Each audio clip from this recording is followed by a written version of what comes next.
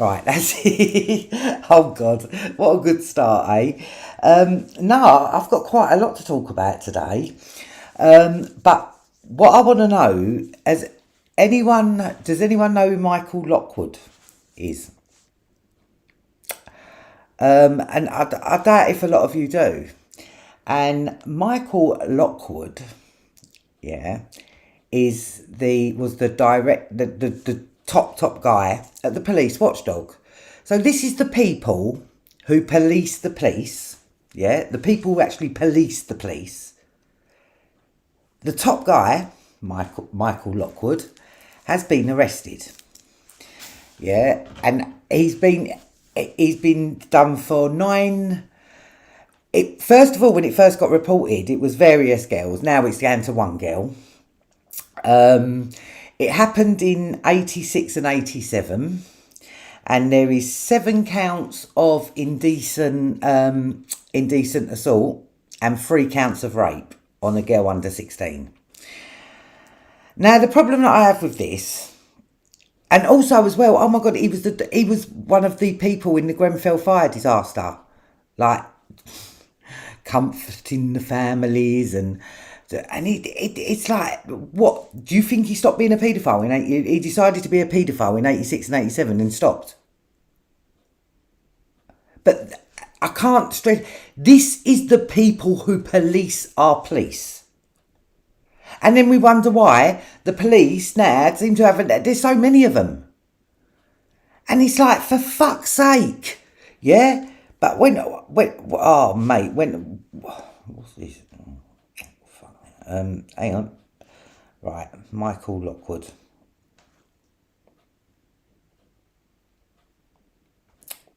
Michael Lockwood.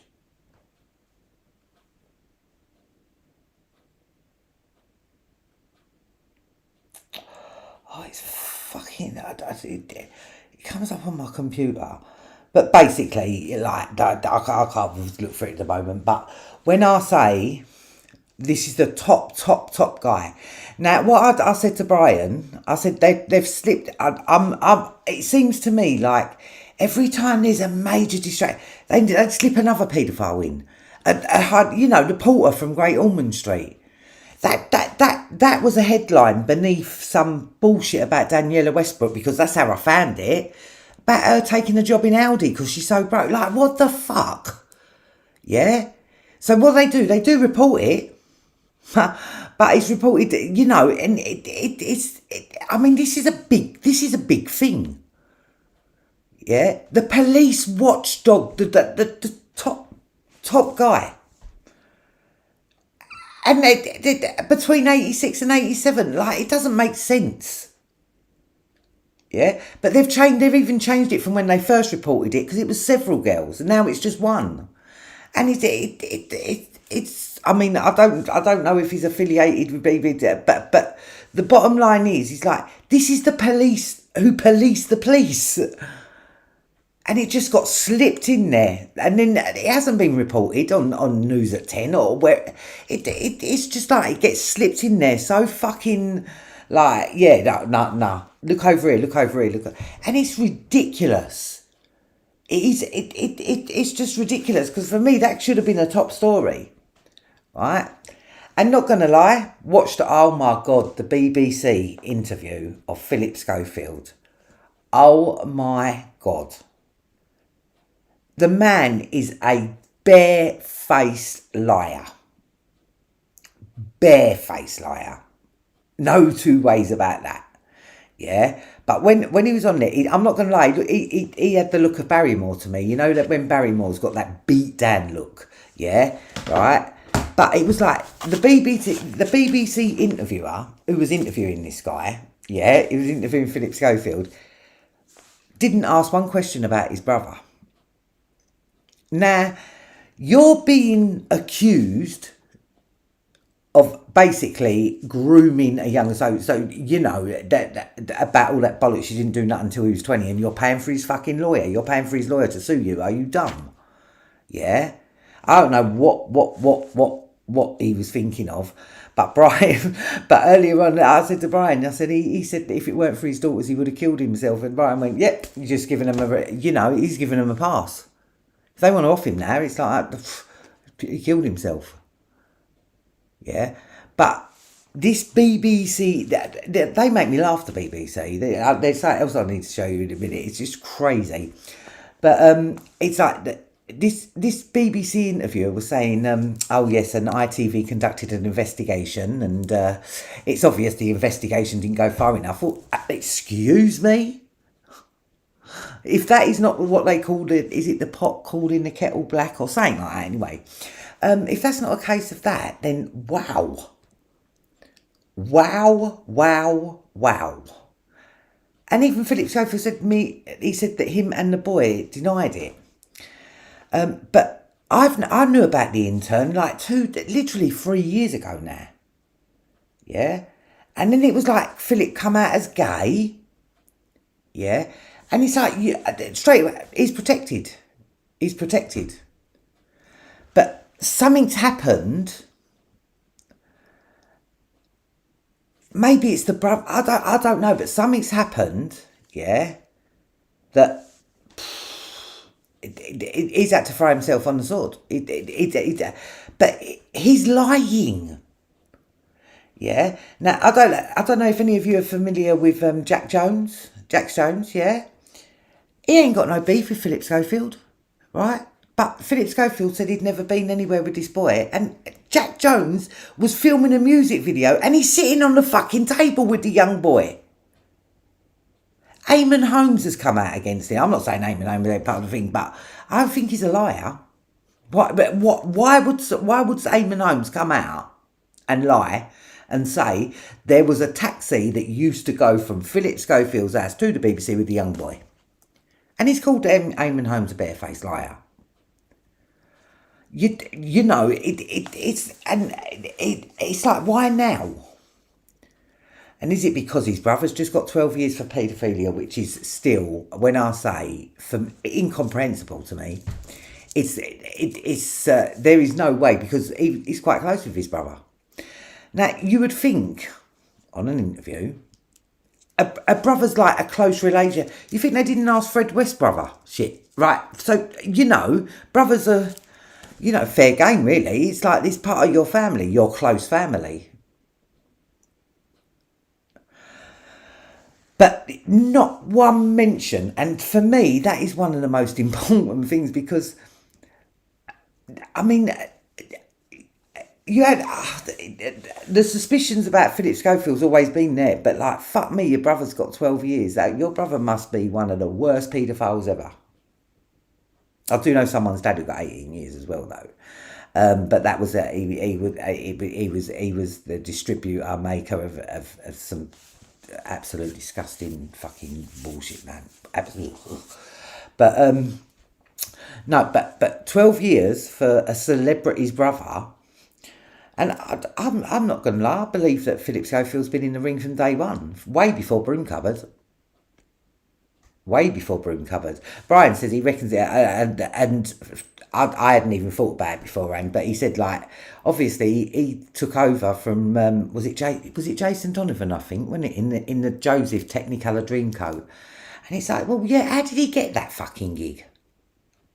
Oh yeah, I wonder what he done. He sucked his dick. But no, and and then you go on to go into the Broom Cupboard and put your arm up a gopher.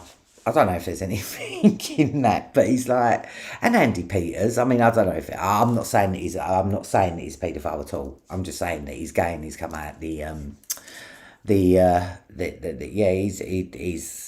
I don't know, but it makes you just like, you just become like, it's ridiculous. They are fucking everywhere. And it's do you know what as well? I didn't even didn't even want to do a live like this, but this whole live is about, like, literally paedophilia. Like, it's everywhere. And then after I watched the the Philip Schofield interview straight afterwards because it was on BBC iPlayer. And straight afterwards, and I just saw it, and it said scandals of J-pop. Now I didn't even know what J-pop was. I just thought, let me have a look at this now. Right, and we have the BBC journalist. But I said to Brian, this journalist, you could see he was young. Yeah, he hasn't been corrupted yet, right? And they've sent him over to Japan. Yeah, and he's only early 20s, and they've sent him over to Japan to investigate, a BBC journalist being sent to investigate paedophilia. Basically, it's ridiculous, but it was quite an interesting documentary because in Japan, J-pop is a factory for boy bands, basically, and there's been one man who's been running this J-pop since the 1960s, and his name was Johnny Kitawawa. So I ain't pronounced it right. But going back to the 1960s, there was allegations of abuse. Now this Johnny Kitawawa,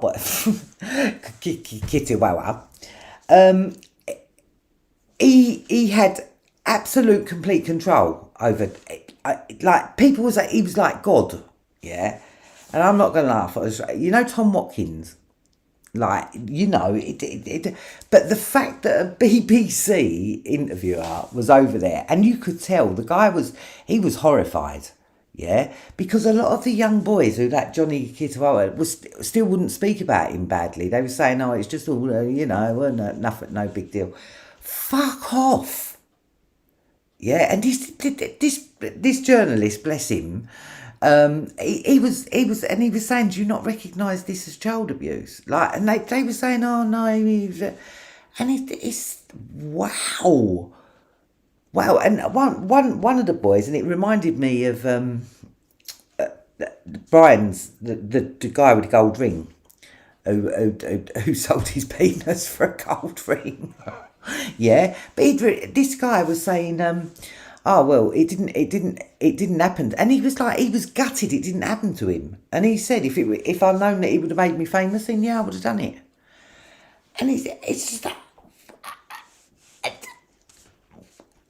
and he started off because what it is as well, that it was a boy band factory, but they had juniors, and the juniors used to like this Johnny Kitawawa had in his house what they call dormitories, and he used to get all the young boys to. But the fact, it's like the BBC are, but it was quite a good documentary. It really was. But this Johnny Kitawawa, he died in 2019. But you still got people like saying, "Oh, he was brilliant, he was fantastic," they don't seem to care about the kind of the abuse. And this guy was talking to a lot of people, and what were they called? Oh yeah, that's what they were called. Johnny and Associates. And what was Johnny's Boys, wasn't it? Hang on, let me have a look.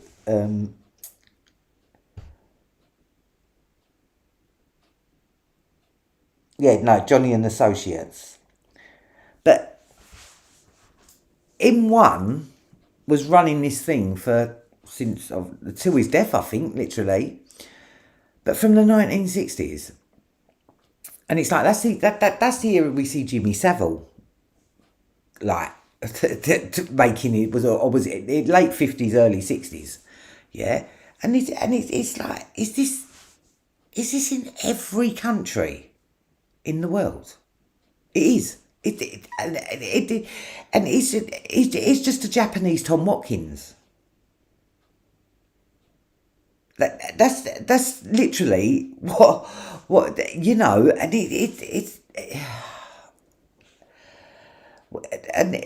but what was more horrifying was nobody wanted to talk. Nobody wanted to talk, and that's how I feel that, like, the era that we're in. nobody wants to talk, and how can you blame them? When every single organisation is set up. Oh, yeah, but Brian's just text me saying I'm about if you want me to come on. And it's not planned, people, I can assure you of that.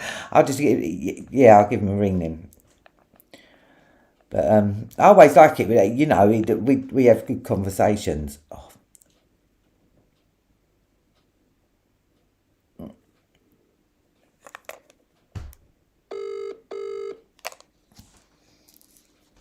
You alright, Nick? You're alright, Brian. Let me just get me stand. Let me just get me iPhone stand. Oh.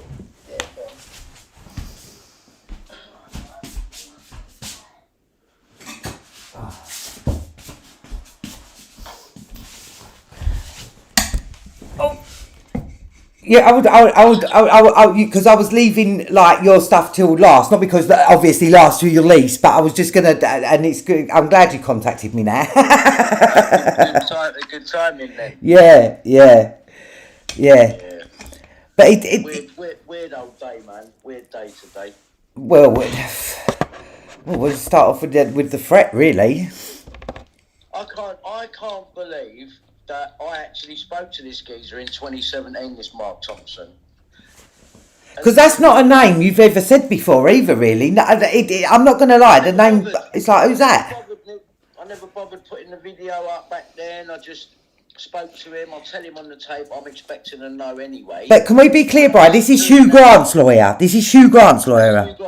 Right, yeah. Mark Thompson.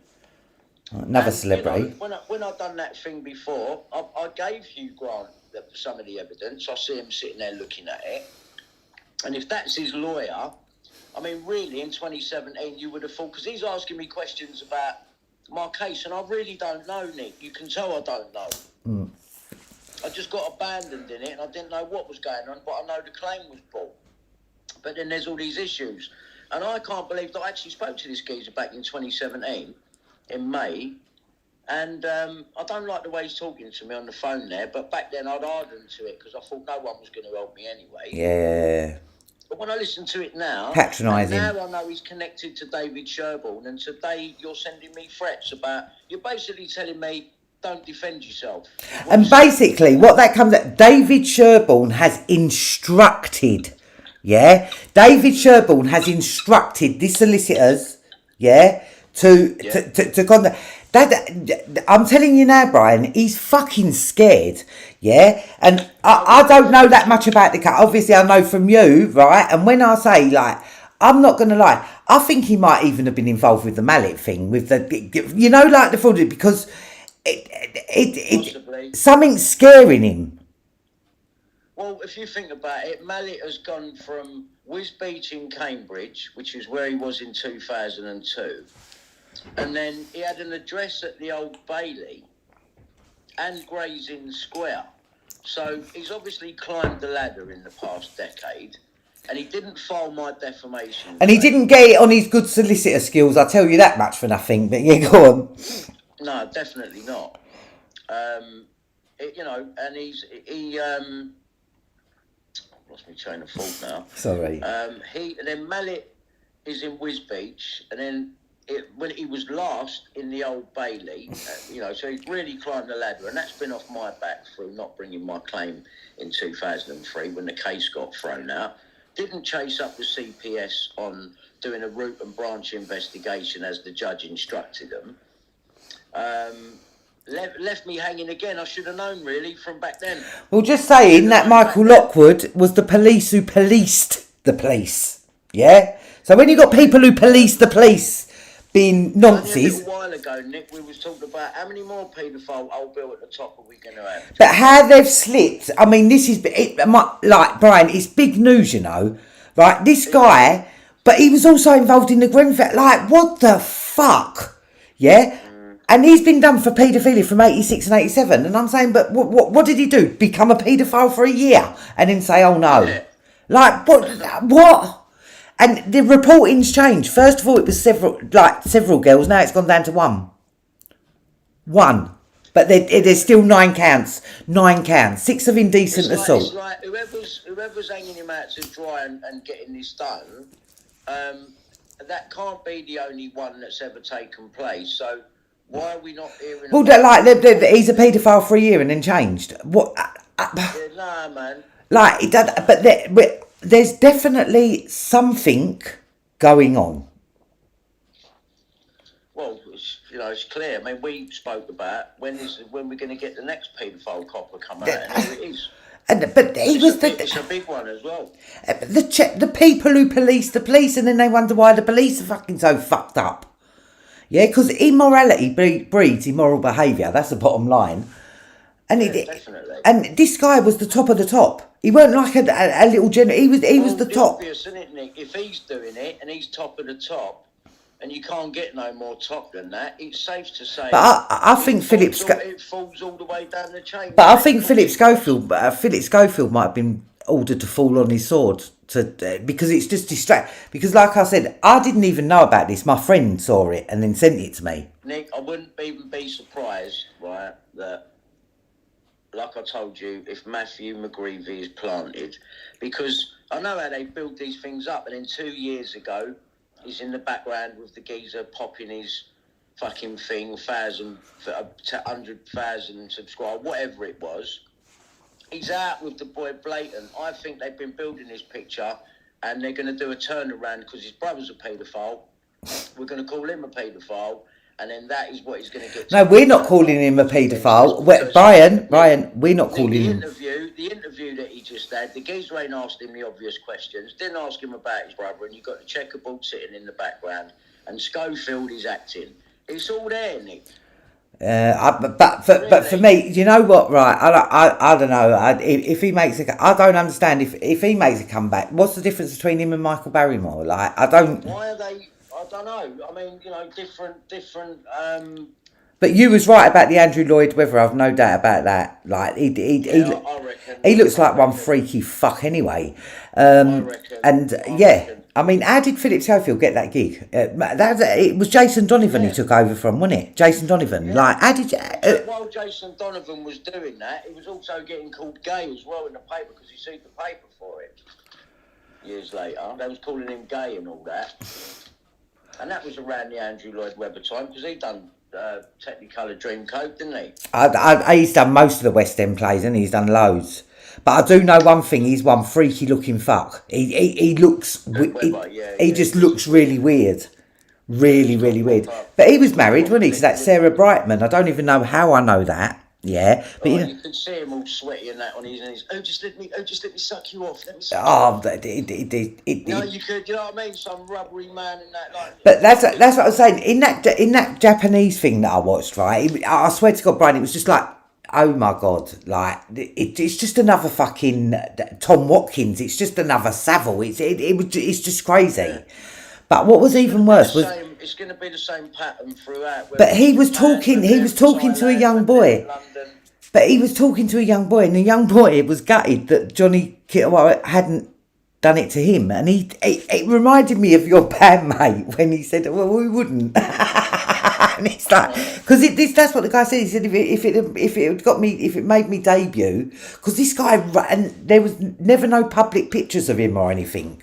Yeah, so it's a bit different to Watkins like that, but it was like the way it was like, this guy run this boy band shit, right? It's a boy band factory, and they had juniors. But this guy was like, well, if it would have made me famous, then I would have gone along with it. And I thought, oh my God, like, oh shit. Shit, some people really want that fame. But like, having no shame about it. It's like having no shame about it, Brian. No shame at all. You know, before he's 17, do you think I'd be arguing with people like Mark Thompson and these people? Wouldn't know fuck who these people are. These people come along with this weird wonky industry and claim to be the ones that are there to sort things out for you later on, but they're not. They're all vultures, a lot of them. Well, in every aspect of the entertainment industry, every single part of it is wonky.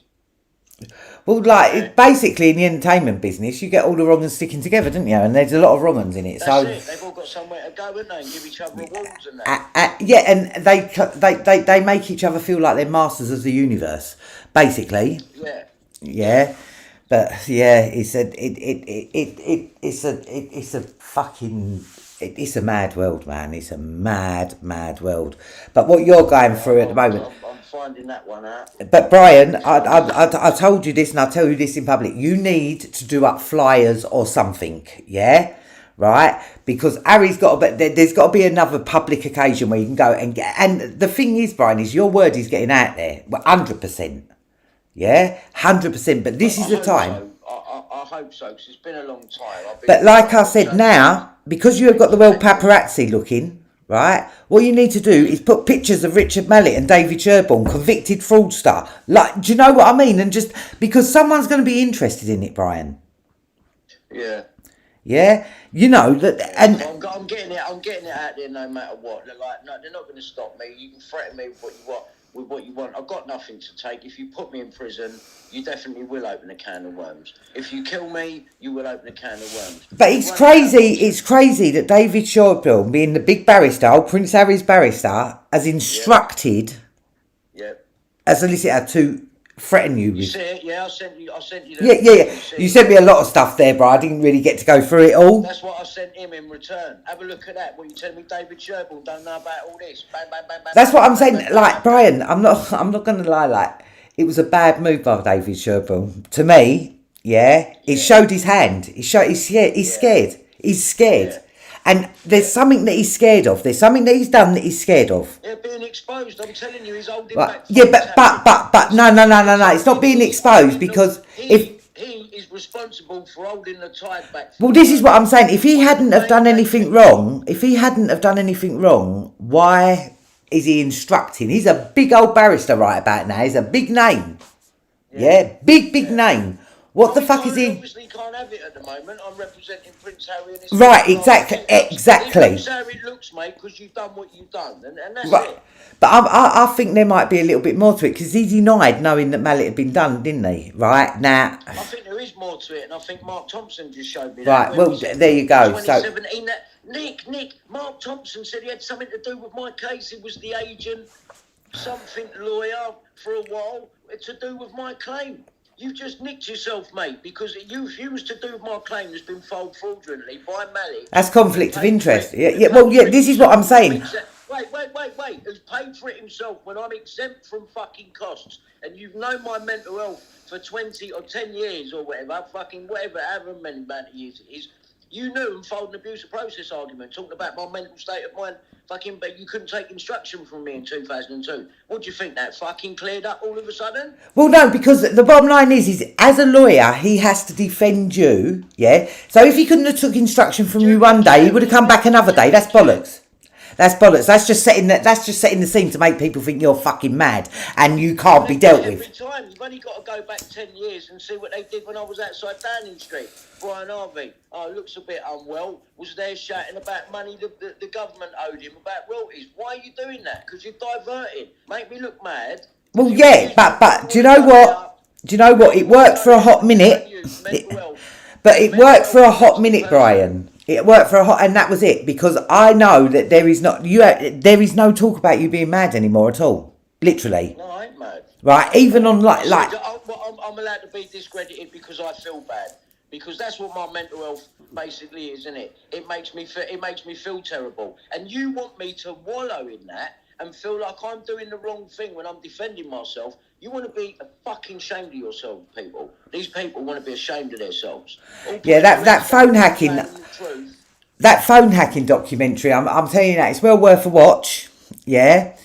Like, because the thing is obviously I know about from you the media and that, but it's what was I just saying? Hang on. Talk about the documentary. Yeah. But for me, it was really, really interesting. But it was like putting faces to names that I've been hearing for God knows how long. For a while, yeah. And it was like I seen Duncan Larkham. Yeah, and Neil Wallace. Now Duncan Larkham, right? He was a royal editor, wasn't he? He was a royal guy.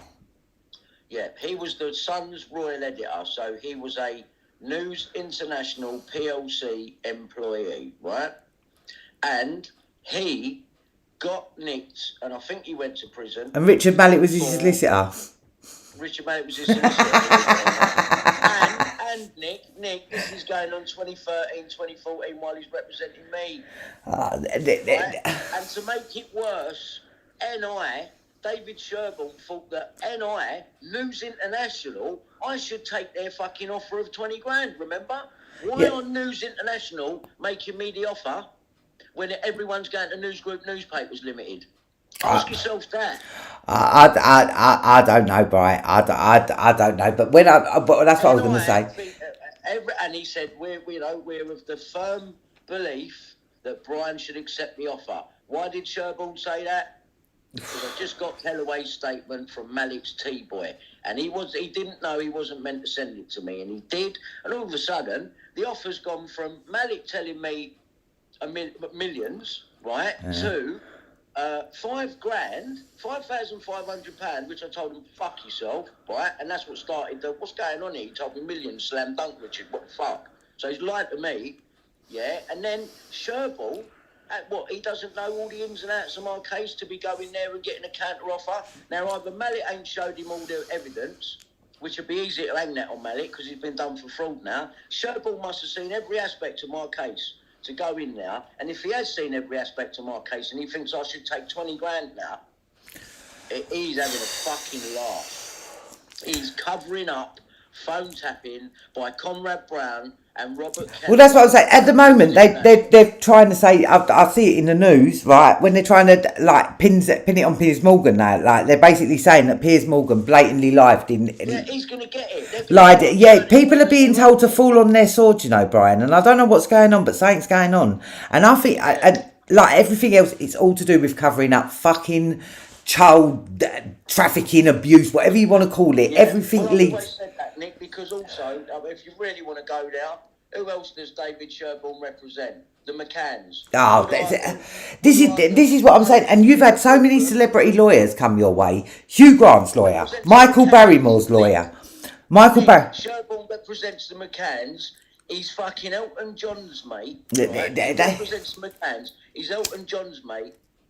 Yeah, he's Prince Harry's barrister. He was my barrister, and now he's calling us a solicitor that's either forgot he spoke to me back then or he was in on it back then. Right? I don't know whether I don't know, but I don't think it was a conversation that he would have forgot. To be quite honest with you, I don't think he thought you had the evidence. Because I didn't put the video up. Yeah, exactly. He don't think you got the evidence. He thinks that he's a minor. He don't think I recorded him. Right, there you go. I put it up years ago. Yeah, I put it up fucking 6 years later, mate. Well, you know, but it goes much further than him. Much further than him. And I don't know what gives me I don't know why I get feelings about things, right? But I was thinking that about Sherborne. Yeah. He's too scared for there not to be something there. Do you know what? Let me tell you one thing about him then. So, Sherborne, when the phone hacking trial started, the very first story that went out before the trial started was that David Sherborne was having an affair with counsel on the other side. And is this a problem? Oh, so he's gay, David Sherborne. With Elton John. You do the maths. Do you know what? Right, when I say like, I could have done a better job, but I could have done a better job of representing you, Brian, and all these fucking big time lawyers because. No, Nick, he's doing a brilliant job, just not for me. Yeah, but I think every time he's doing a brilliant job, yeah, it's because the judge is compromised. Like, you know, these celebrity lawyers, right? They're shit. They're shit. Yeah. They're shit. They are absolute shit. They're shit for normal people. They're great if you're in the club because they're there to help. Well, no, because in my career.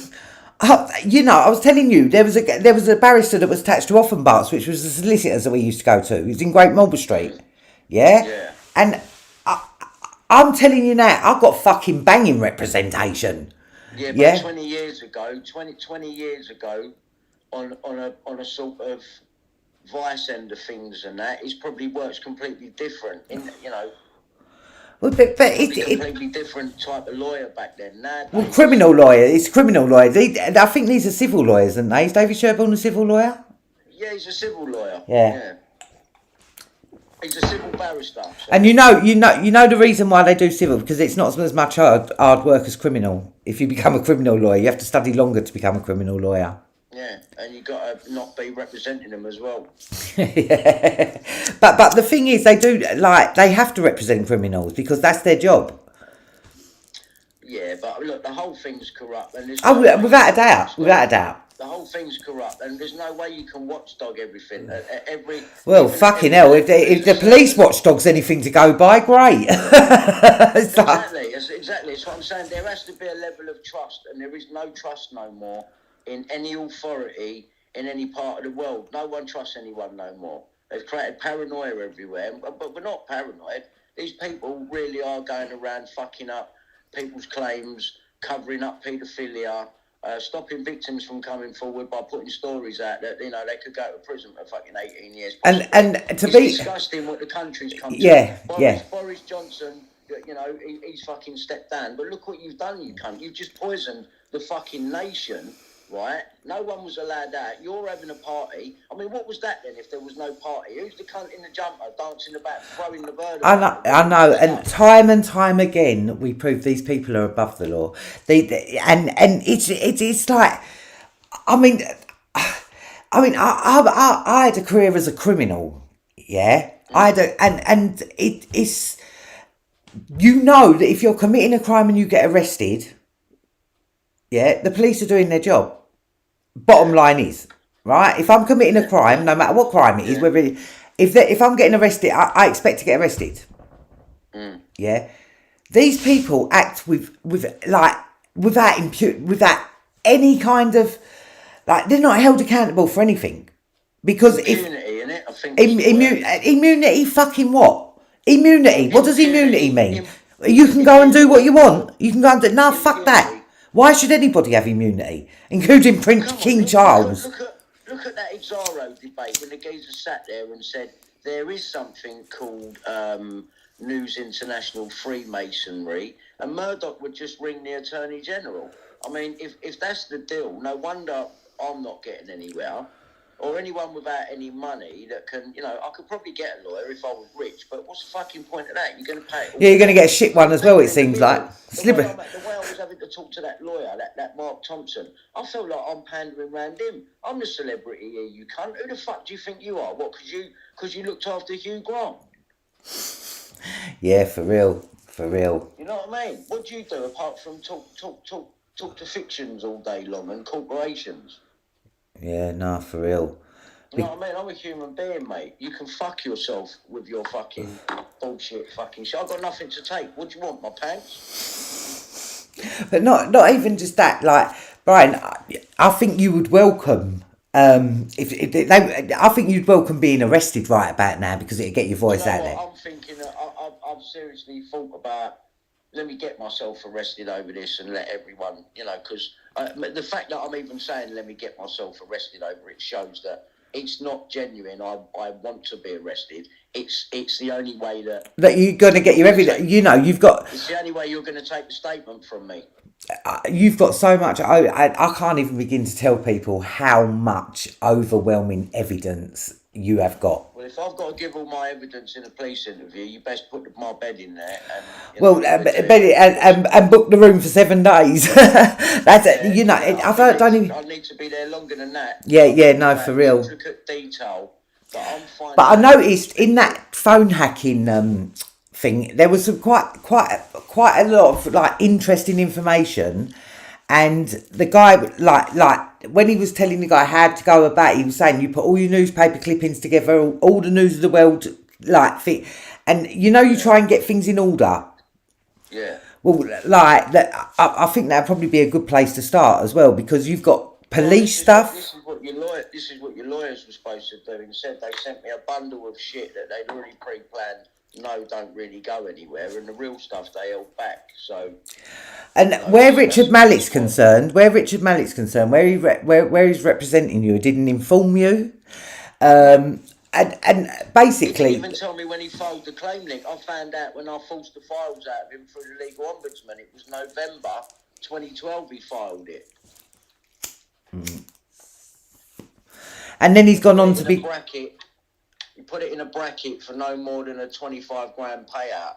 And why would you do that when I'm exempt from costs? You've just gone in, capped me off, lied to me to get me to give you the authority. We know you're a liar and a fraudster. Now you've been nicked for it. Convicted, not just nicked, convicted. There's a big difference. Convicted and that. Struck off for 13 years. Yeah, but there's a big difference between convicted and nicked. And I think the fact that him and David Sherborne were both working on my case and I've ended up the way that I've ended up. That's what I'm saying. There was a partnership between them two at one stage. Yeah, there was. Right. It says on the document, they're both of the firm belief I should accept the offer. Right. So what I'm saying is Richard Mallett was obviously always a corrupt lawyer. Yeah. Do you think that David Sherborne, after your case, cut him loose? No, I'm telling you now, Brian, and this is only me surmising, so please don't but yeah. I think David Sherborne knows a lot more about Richard Mallett's arrest and conviction than what he's letting on. And this is what he wants. He needs you to shut the fuck up, Brian. Yeah? He needs you to, and that's why he's trying to frighten you basically with malicious communications. He's like, come on, are you fucking dumb? Well, it ain't malicious. Of course it's not, it's proof. Yeah, but David Sherborne... I'm a mental health patient. I'm a mental health patient that you had a duty of care to, that you abandoned when Mallett took himself off the record, right, which he didn't have a legitimate reason to do. He'd run away because I'd found out what he'd been doing. Because I'll say it again, his T-boy, right, sent me Robert Kellaway's police witness statement that completely contradicts what he was about to say the very next month. So I get that Robert Kellaway statement, who hacked Millie Dale and hacked me and has phone tapped on September 17th, 2013. On November 2013, Robert Kellaway is giving evidence to the hacking inquiry, which Peter Jukes live tweeted the whole thing.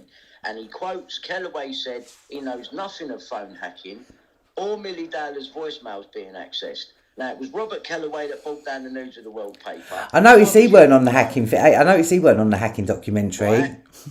Right. So why was your name bylined on the Millie story? I don't know. It must have been a professional favour. Right, he's distancing himself, right? The truth is, Nick, is that Robert Kellaway was in Surrey at that time, right? I know for a fact because he rings Natasha, my ex-wife, and says, I'm not far away, I wouldn't mind coming to see you. Now, I've got his address. I see where he lives in London. He's got a checkerboard fucking doorstep. There's a big surprise, right? Now, he wasn't far away. What was you doing in Surrey? April 2002. Right? Mine comes after Millie's, remember, as well. Mine's the 26th of April, yeah? But he's in Surrey already. Millie was getting done from the 10th and the 12th, according to Glenn Mulcahy. And to be clear, Millie was being phone tapped, not phone hacked. And that has been confirmed by the news editor. Right. Thank you very much. And why would they be tapping a schoolgirl? Why would they? Exactly. Like, in this hacking documentary, right, they even hacked the 7-7 fucking bombers. The one people who got bombed and injured in the 7-7. They was even tapping them, right? Yeah. I've got a feeling that when the News of the World started this shit, right, I don't think they realised how bad shit really was. Yeah? And they've uncovered a lot, which puts them very powerful, which makes them very powerful. Oh, they was using it as blackmail against these paedophilic families. Of course they was. Yeah, it was obvious, like that. What that's was how it? they got the Dalers as a star. That's why Bob Dahler, right? Bob Dahler, that Billy Joe Jenkins, like that, her stepdad. It's all, and it's. They're all Masons. They all sit there doing the downward pyramid when they're on Crime Watch or talking to Trevor McDonald. Yeah, I know. Or Andrew Ash in front of the Express newspaper. It's always the fucking same. It is always the same. It is so blatant, right? And the thing is my timeline of being phone hacked, right? It goes way back to when I was with Daniela. But if you want to go Daniela was put on you. You know that. You know that now. Daniela was put... Of course. Their last hacking date on me is the 11th of the 12th, 03. I think you'll find only days later, Ian Huntley gets done, right? Why wasn't Daniela hacked? She'd have been hacked. She would have been hacked. Whether she's done anything about it, I don't know, but she would have been hacked. But no, listen, I've lost my train of thought. Oh, sorry. No, I just don't know why that comes to me then. It's like, okay, she ain't made a claim then. What was I saying?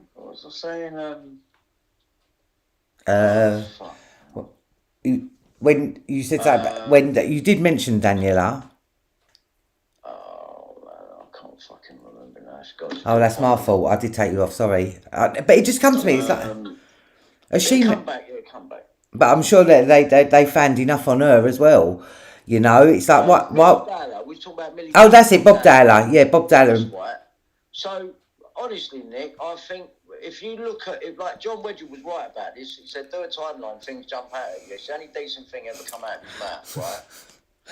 And it stuck with me, that. And if you do a timeline, it really does, things really do jump out, because Jonathan King gets done for his VIP paedophile ring in 2001. But he was the only one arrested. He was the only one convicted. Right, yeah. Well, he's done by Mazen Mahmood, the fake sheikh, right? So, you think they weren't phone tapping him? Of course they was. Mazen Mahmood was there, Conrad Brown was there, right? So, Conrad Brown is in Surrey with Kellaway, right? Doing me, my ex-wife's parents, my ex-wife, Millie Dowler, right? All of this, they're doing all of it, and I find it strange that I'm even in that circle, and that's why. That's what I'm not gonna lie. I'm just thinking, like, where do you fit into this? Yeah, because you know that her dad was a Freemason, right? Well, I know. My ex-wife's dad was a Freemason, right?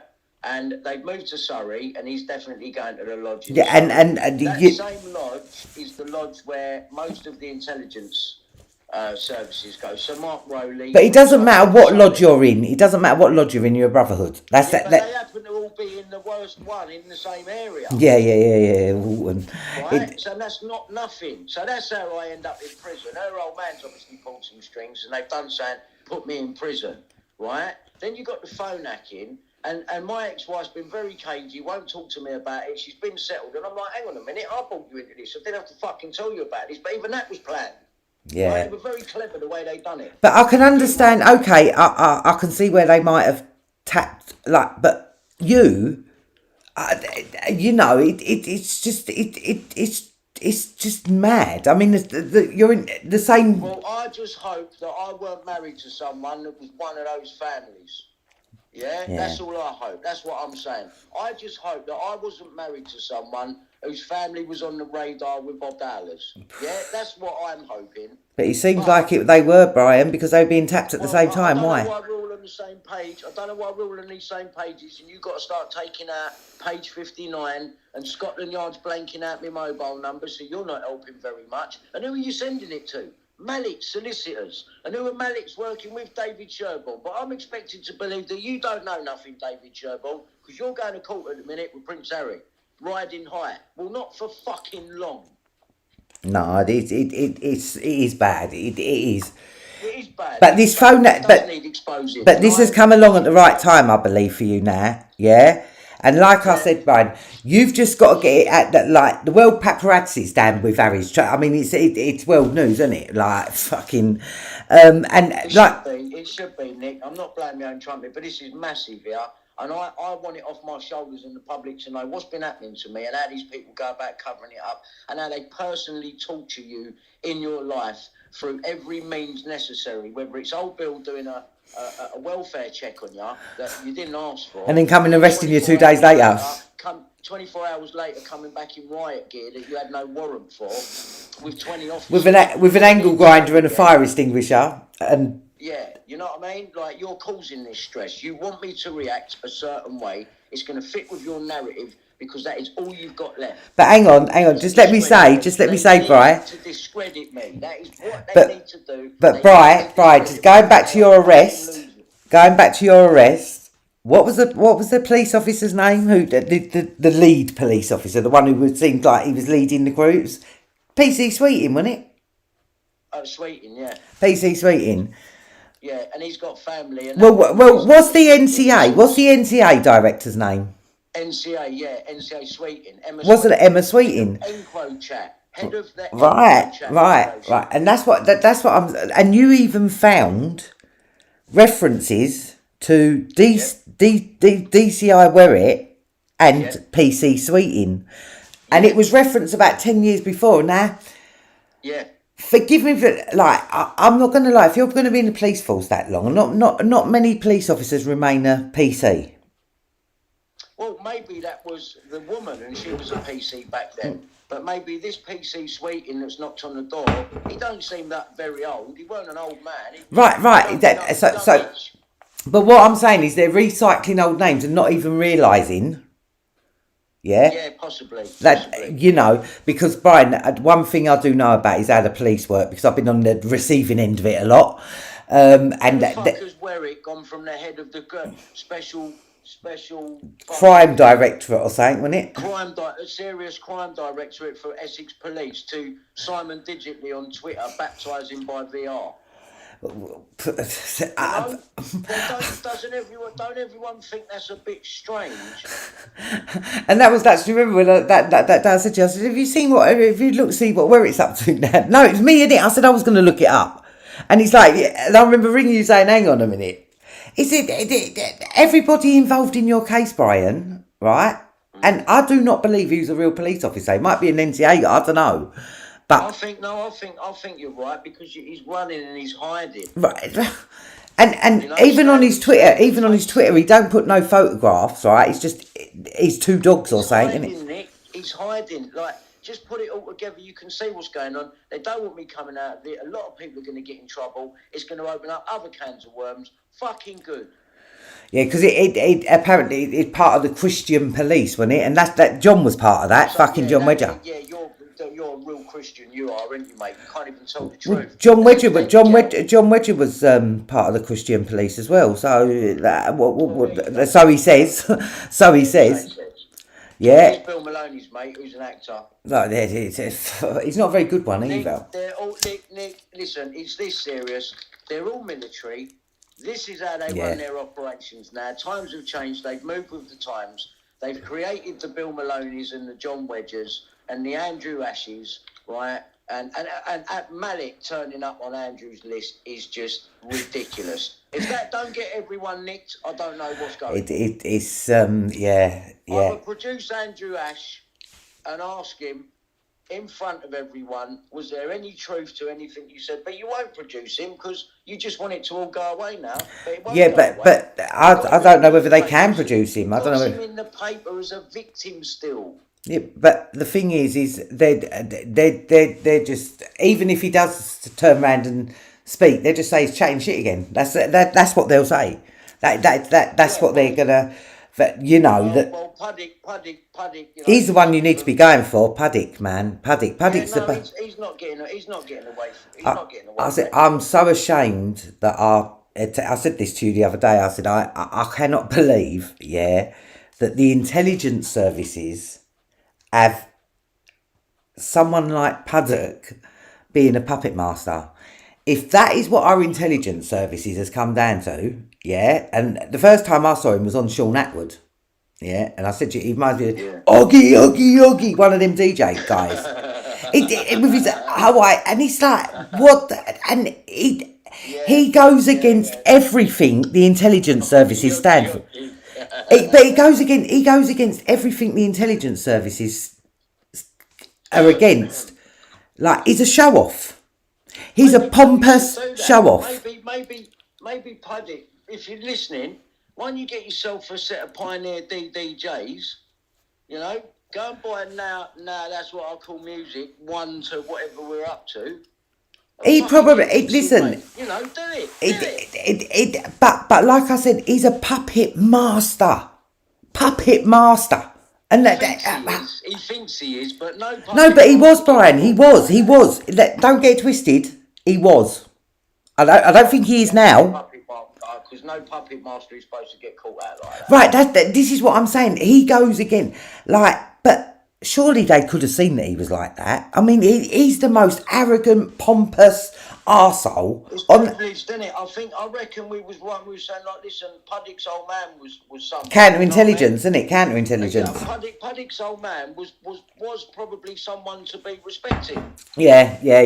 That happens a lot. The sons. He may well have been served his country and all that, and high ranking and shit like that. Like, listen, man, good luck to him. I ain't got a problem with Puddick's old man and the military and all that. The only problem I got is that all these people are on me, you know what I mean? I ain't got no problem with his old man, and if he was ex-counter-terrorist... Yeah, and people think... Puddick, is you're going out there trying to play it like you're a plumber, but yeah, Michael Portillo's your mate, the ex-defence minister. Yeah, me railway guy, I didn't even know that. I didn't know that. I know him as the railway man, because I like him. Michael Portillo, he's like, fucking hell. Yeah. That's his mate. He was advertising his gin. It seems like he's been drinking too much of his gin, if you ask me. Yeah, he probably has, man. He's had a lot to worry about. And do you know what? The thing is, right, is we've been there. Puddick, look, I know what's going on. You ain't ever going to convince me otherwise. Your cover's been blown. You'd have been better off coming to me, talking to me, and saying, look, this is the real deal, right? As if that's going to happen.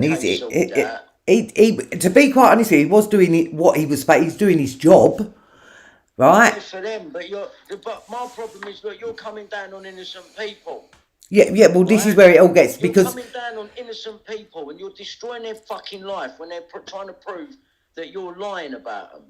And you've done enough now. And he's blatantly lying about you as well. It's not even done prior. It's blatant. What else are you meant to do? Look at all the shit that was there. You got Bill trying to twist my mind.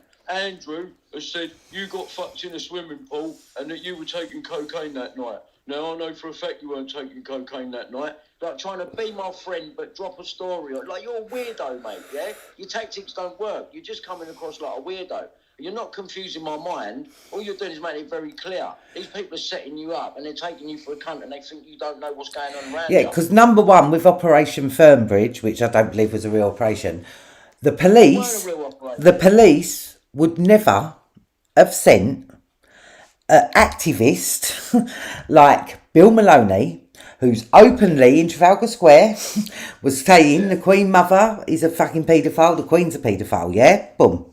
Yeah. Why are they then? Because the police would have, if it was a proper operation, the police would have known what Andrew was going to say. I think they was already going to hang Bill out to dry like this. I think this might have been part of his job, but he had to retire on it a bit early. I don't know. But what I'm saying is, like, when the police interview a victim, like, they can't put words in their mouth. That is 100%. That's like, it's leading the witness. You can't do that. Especially when the witness is naming Prince Andrew and fucking, like, God knows who else. Like, so they wouldn't have sent someone like Bill Maloney and a convicted fraudster as well, Chris Fay, down, and you, an ex-pop star. Oh, mate, I'm the one that was getting discredited. No, but what I'm saying is the police would never have sent down an ex-pop star, a fucking anti-royalist activist and a convicted fraudster to interview a witness who was going to name such high... Well, I got told he was their chief. Right, exactly. This is what I'm saying. So the bottom line is like... I mean, I cannot believe that they went to all this fucking... I mean, he was a fucking chief. I don't know about witness. Yeah, because me and you differ. I do believe that he was a victim. I do believe that. I do, because he knows too much. He knows a lot about. Put it this way, he knows a lot about the child trafficking and the child porn industry. So sat down and watched a load of videos. That's where you got your God bless all victims and survivors from. I have to laugh on that one. Yeah, I know. Oh, Nick, you've seen it yourself. Oh yeah, and they never thought we'd see them documentaries. They didn't think we'd ever see them documentaries, and it's like... Oh, man, I couldn't believe it. I couldn't believe what I was seeing in front of my eyes. God bless all victims... I know, because you was like, no, don't trust it, don't... And I'm saying, what? Like... Oh, God, I couldn't believe. No, but that's the videos they've been watching to prep their. Oh, yeah, 100%. Then, because them videos weren't even in. They had subtitles. It was a complete. It was a German film. It was that they just subtitled it, and so they would never think that we'd be watching stuff like that, Brian. No, they wouldn't. They wouldn't think they're clever, like getting bits from there. God bless. I'm going to use that. I'm going to use that. I could see Bill fucking saying that. That's a book. Yeah. He's a guy. You know what I mean?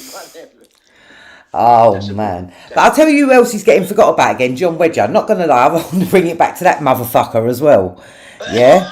Well, I got recordings of him. I was playing him. But Brian, I was thinking, right, because if you've like, because when he come and got you, he was a serving police officer, according to him. He didn't leave. We've all been told. He didn't leave.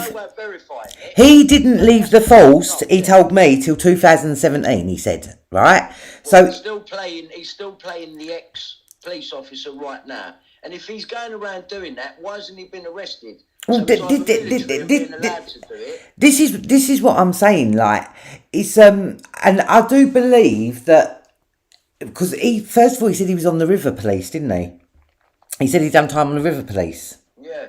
Now, I'm not going to lie, that's a clever ploy, because it's not an elitist team, but it's a very closed off team that they stick together.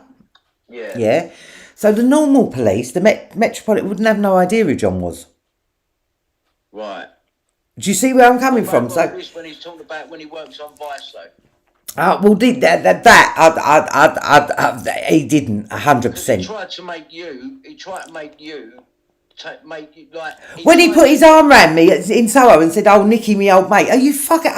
I swear to God, you have no idea, right? Yeah. That was only the second. Trying to walk you into saying that he nicked you years ago.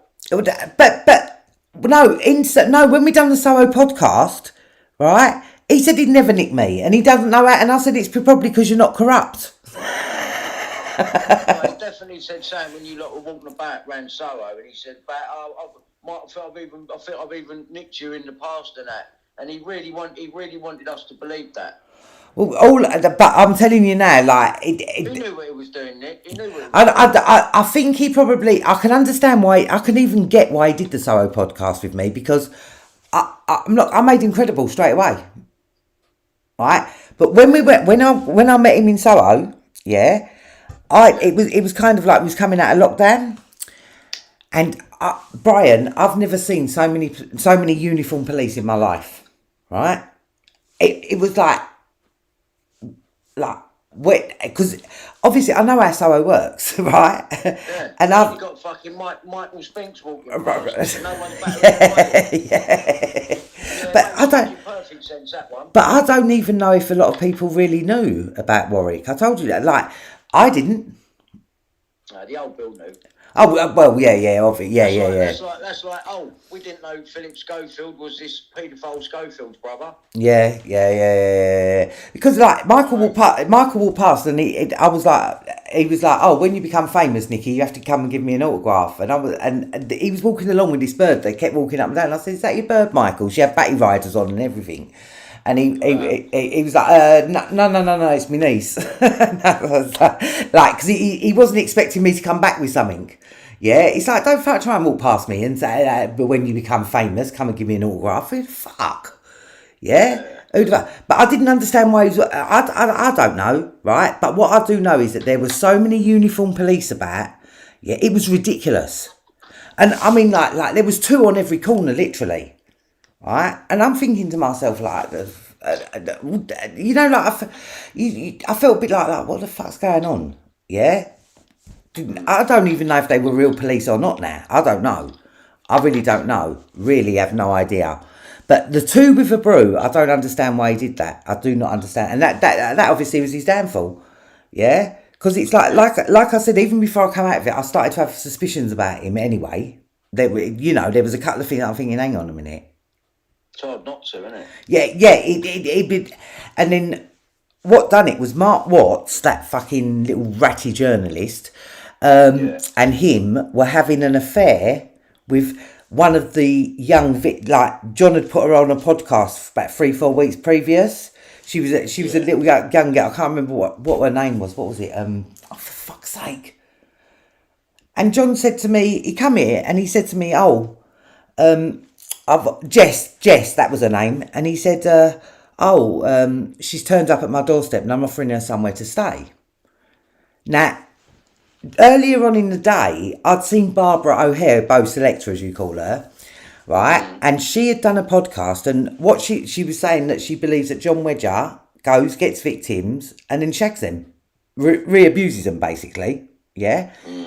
Now, when he's come to me and he's saying that to me, I said, what, you've got that young girl staying in your house, and your house of like 4 males? You know, it's like, what are you doing? And you know, like, to me, that's very weird behaviour. Yeah, because you're saying nothing's going on, but you're having her living in your house with fucking, like, you've got 4 sons, according to you, but you got 4 sons. Like, that was crazy. And him and Mark Watts was passing them between, it was just nuts. And he's like, you know, like little things like that, I used to think, And then he used to tell me about all this. They had actually I swear that is no joke. They had all the military, you know, that like donated some stuff to him, like high vision goggles. Fucking hell, come on, you know what I mean? Right. Well, I would say ask Lou Dickens, but obviously, but when I say like, she wasn't lying when she was saying that they had high grade military stuff. Well, there's no. Where are you getting that from? But then his best friend. Military, and it's an operation to protect the higher ups. That's what it is. By whatever means necessary, subterfuge, fucking diversion tactics, fucking hanging people out to dry. But to be quite honest with you, when he come and got you, Brian, and he had alcohol on him as well. Just wanted to point that out. Been picked up by the military. He was a serving police officer, according to him. So the bottom line is I do believe that you have a right. You have a right to know whether, because if he's an active police officer, that would mean that he was part of an active police surveillance unit, which I don't think that was, because he's not been arrested for impersonating a police officer, and he's been all over the radio. So he's either was a police officer or he's military, and they're letting him do it. I believe he's military. I believe he's military police, so he's not lying, and because he's military, no one can confirm whether. Yeah, that's what I'm saying. That it's like his story is kind of unconfirmable. It's like that he hasn't shown one picture of him in the police force. There's no pictures of him in uniform. I've seen one. Oh, right, one, okay. And that bird's there as well, Maggie Oliver in it with him. Who they pushed out on Big Brother. And she was meant to be on there when I was meant to be on there, when Puddick, everyone's trying to edge me to go on there and talk about Andrew. That's how they was going to do it. I forgot about the Big Brother element. Fucking hell, man. 500 grand, he can get that caravan he wants. Yeah, lovely. Get me on there, piss me off, get me to talk about Andrew, fucking. And then you're going to lose your. Yeah. Blah, blah, blah. It would have been interesting to go in there and see who was going to spark like, conversation. Really. But that kind of a plan, I can understand. I can see how they would go down that avenue to try and. Yeah, because you would never expect them to go that far on something. This is how they get you. Fuck, what, they went that far. This is what you don't realise. Yeah. You know? This is what you don't realise. They get you into that fucking do. What do you think about this Titan sub thing that's going on at the moment? I'm not sure, man. It's very. It's really weird. It is so like there's so many different, like, even the press are like contradicting themselves, right? But they're saying it's further down than the Titanic. Now, I would have thought that when it's further down than the Titanic, the pressure is going to crush that motherfucker. Because they're saying that they haven't got no submersible, whatever, you know what I mean, that can withstand that pressure. So how comes this Titan sub has managed to withstand the pressure? And it doesn't. And I'm not going to lie. I know now. Submarine straight away. I think Ghislaine Maxwell. Right? You think she was the only submarine pilot? Like it is a very sure way of trafficking children. Right? And these people, they're saying that they're 5 private citizens. And it's just Have they not named them? No, still not named them. no, they've named them. They've named them, right? But they're 5 private citizens. Like, and apparently that they're now the Canadians are trying to stop the British from help. I don't know what the fuck's going on, but there's something a bit dodgy about it. And like I said, when I think of submarine now, I think of Ghislaine Maxwell and every other. Do you think she was the only submarine pilot that did this for them? I don't know. I just get a feeling, but then I do think, I'm not going to lie, that sometimes up 2 and 2 comes up with 6, but it's a possibility, you know. Yeah. So I don't. But it's a weird one. it's all the cloak and dagger shit over it. So there's something definitely wrong with it. But yeah, no, it's mad. It's fucking. I didn't catch that story a little bit. I didn't really. Look, I mean, I watched a bit of it and I thought, fuck, there's a submarine, it's got some people in it, I hope they get them out. Well, how can you get the people out of the submarine when the pressure down there is so... No, man, I don't know. The pressure will crush you within 2 seconds. Like, come on, man. This is... You've got to go down there with another one that's bigger and drop the line down to that one and pull it up. Or you've got to do something, haven't you? Fucking what? You know, what's happened? Is it packed up down there or what? I have no idea. But I'm not going to lie, they'd never get me in the submarine. Never in a million years would I ever get into a submarine. Like, it's... But yeah, it's mad how they're all private citizens. And like, so they're basically saying they took the submarine out, it's their fault kind of thing. Which... Oh, right. That's why they put it like that. Yeah, it's okay. And like I said, where submarines are concerned... No, it's and remember SpongeBob SquarePants. The coordinates on his driving license was Epstein's Island. That's Really? Yeah, did you not know that? No, I didn't. Oh, fuck off, Brian. I didn't know that. Oh my God! Yeah, the driving coordinates on his driving license is Epstein's Island. I thought you knew about that. Fucking hell, that's quite a well-known. No, I did not know. No, that's quite a well-known fact. So is that okay? Yeah. Who lives in a pineapple under the sea? SpongeBob SquarePants. He's mad. Fuck, man. Epstein Island. What's he got to? What's the coordinates on it? It was the coordinates. What's the symbolism there then? Well, I'm not gonna. They were basically. I don't know what the symbolism is there, but it's something. But I don't know what it is. But it's come out quite like ages ago, man. I've never heard about that. Fucking hell. It's one of them little things, isn't it? Yeah, but that come out ages ago. And they said there was some links with Ghislaine Maxwell and Epstein. I can't remember what they were, but, you know, I mean, I don't really watch SpongeBob SquarePants, to be quite honest with you, but I do know it's the classic children's shit, and it's like, for fuck's sake.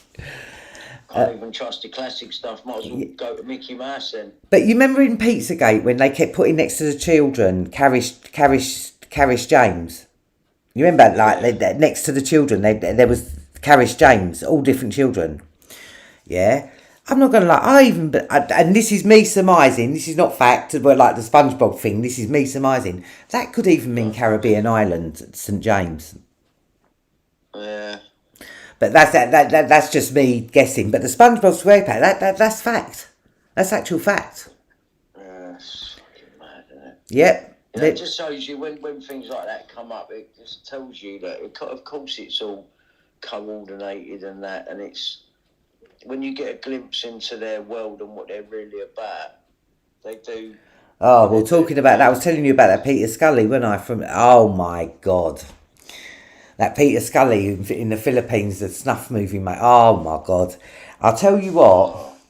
The guy, I just want to tell people, he was an Australian, yeah, and he moved to the Philippines, and he owned 15 houses in the Philippines, and he was the biggest peddler of snuff movies ever, and he made a snuff movie called Daisy's Destruction, and the evil that this guy was doing was just it just defies. But if anyone wants to watch it, you have to go on BitChute and get the real shit. 60 Minutes woman interviewed him and that. But when I say it gives you a glimpse, and this guy, like, he was just so disgusting, and he recruited these young girls as his accomplice. And what they did to the 18-month-old baby, and it was called it was actually called Daisy's Destruction. But luckily enough, the baby actually survived. It was like the other girls didn't. And the woman from 60 Minutes said to him, like, where was it ever going to end? Like, if you hadn't have got caught, where was it going to... And I'll tell you what, Brian, you could see there was hardened police officers that were crying when they was there. It was so... The depravity of this guy, yeah, but he was very well known on the dark web. And his biggest consumers... And when I say consumers, they could actually log on to dark web and... why he's torturing them in real time, so they can pay for him to do a bit of that, like the sickest things ever, yeah. And they could pay a bit extra, and then they could direct the torture and that. And his biggest consumers, America first, and I'm not, that doesn't surprise me, Germany, and then Great Britain, right? It's like, not only are they abusing kids, they do it like it's like a fucking club. It is like, and it is like where our police always refuse to say that snuff movies don't fucking exist. Like in whose world? And they've existed a lot. Like, I knew about snuff movies when I worked in Soho. So fucking is what Sidney Cook was doing as right, well, and I mean, the police not believe that like, I even heard them saying that they've witnessed such extreme torture that it could have led to death. Well, how do you know it didn't lead to death then? You know, the fact that they want to go on like we've never seen nothing. To me, it feels like the police have got a relationship with these paedophiles, and there's something. The police have not just got a relationship. The police are letting them do it. The police are involved with letting them get on. What happens there then? Yeah, imagine this scenario. Yeah, what's the deal with this then? Street criminal, paedophile like Sidney Cook, Freemason, top copper, Freemason. What happens there then? How does that play out? I don't know. So, you know, it's a mad one, isn't it? I will tend to think, my belief is that it is going to be Sidney Cook will get some sort of kind of special protection. Everyone knows what he's about, but he's protected from higher up, and yeah, that's what I believe. Because when something like that happens, when you get a major bit, it's like Philip Schofield. Like, I'm telling you now, he's been told to fall on his sword, right? And he's been told to fall on his sword because they're protecting someone more. Philip Schofield's expendable, right? No matter what you think, he was, and you know, you're expendable. Who the fuck do you think you are? Yeah, you're just a little fucking children's television presenter, and it's like, who the fuck are you? Yeah, but no one's indispensable. But he would have had to do that to kind of, they would have been doing that to cover up something worse. Well, that's what the checkerboard's about. That's to let the others know that this is what this is. Yeah, right. Exactly. And it's a BBC interview. That, do you know what?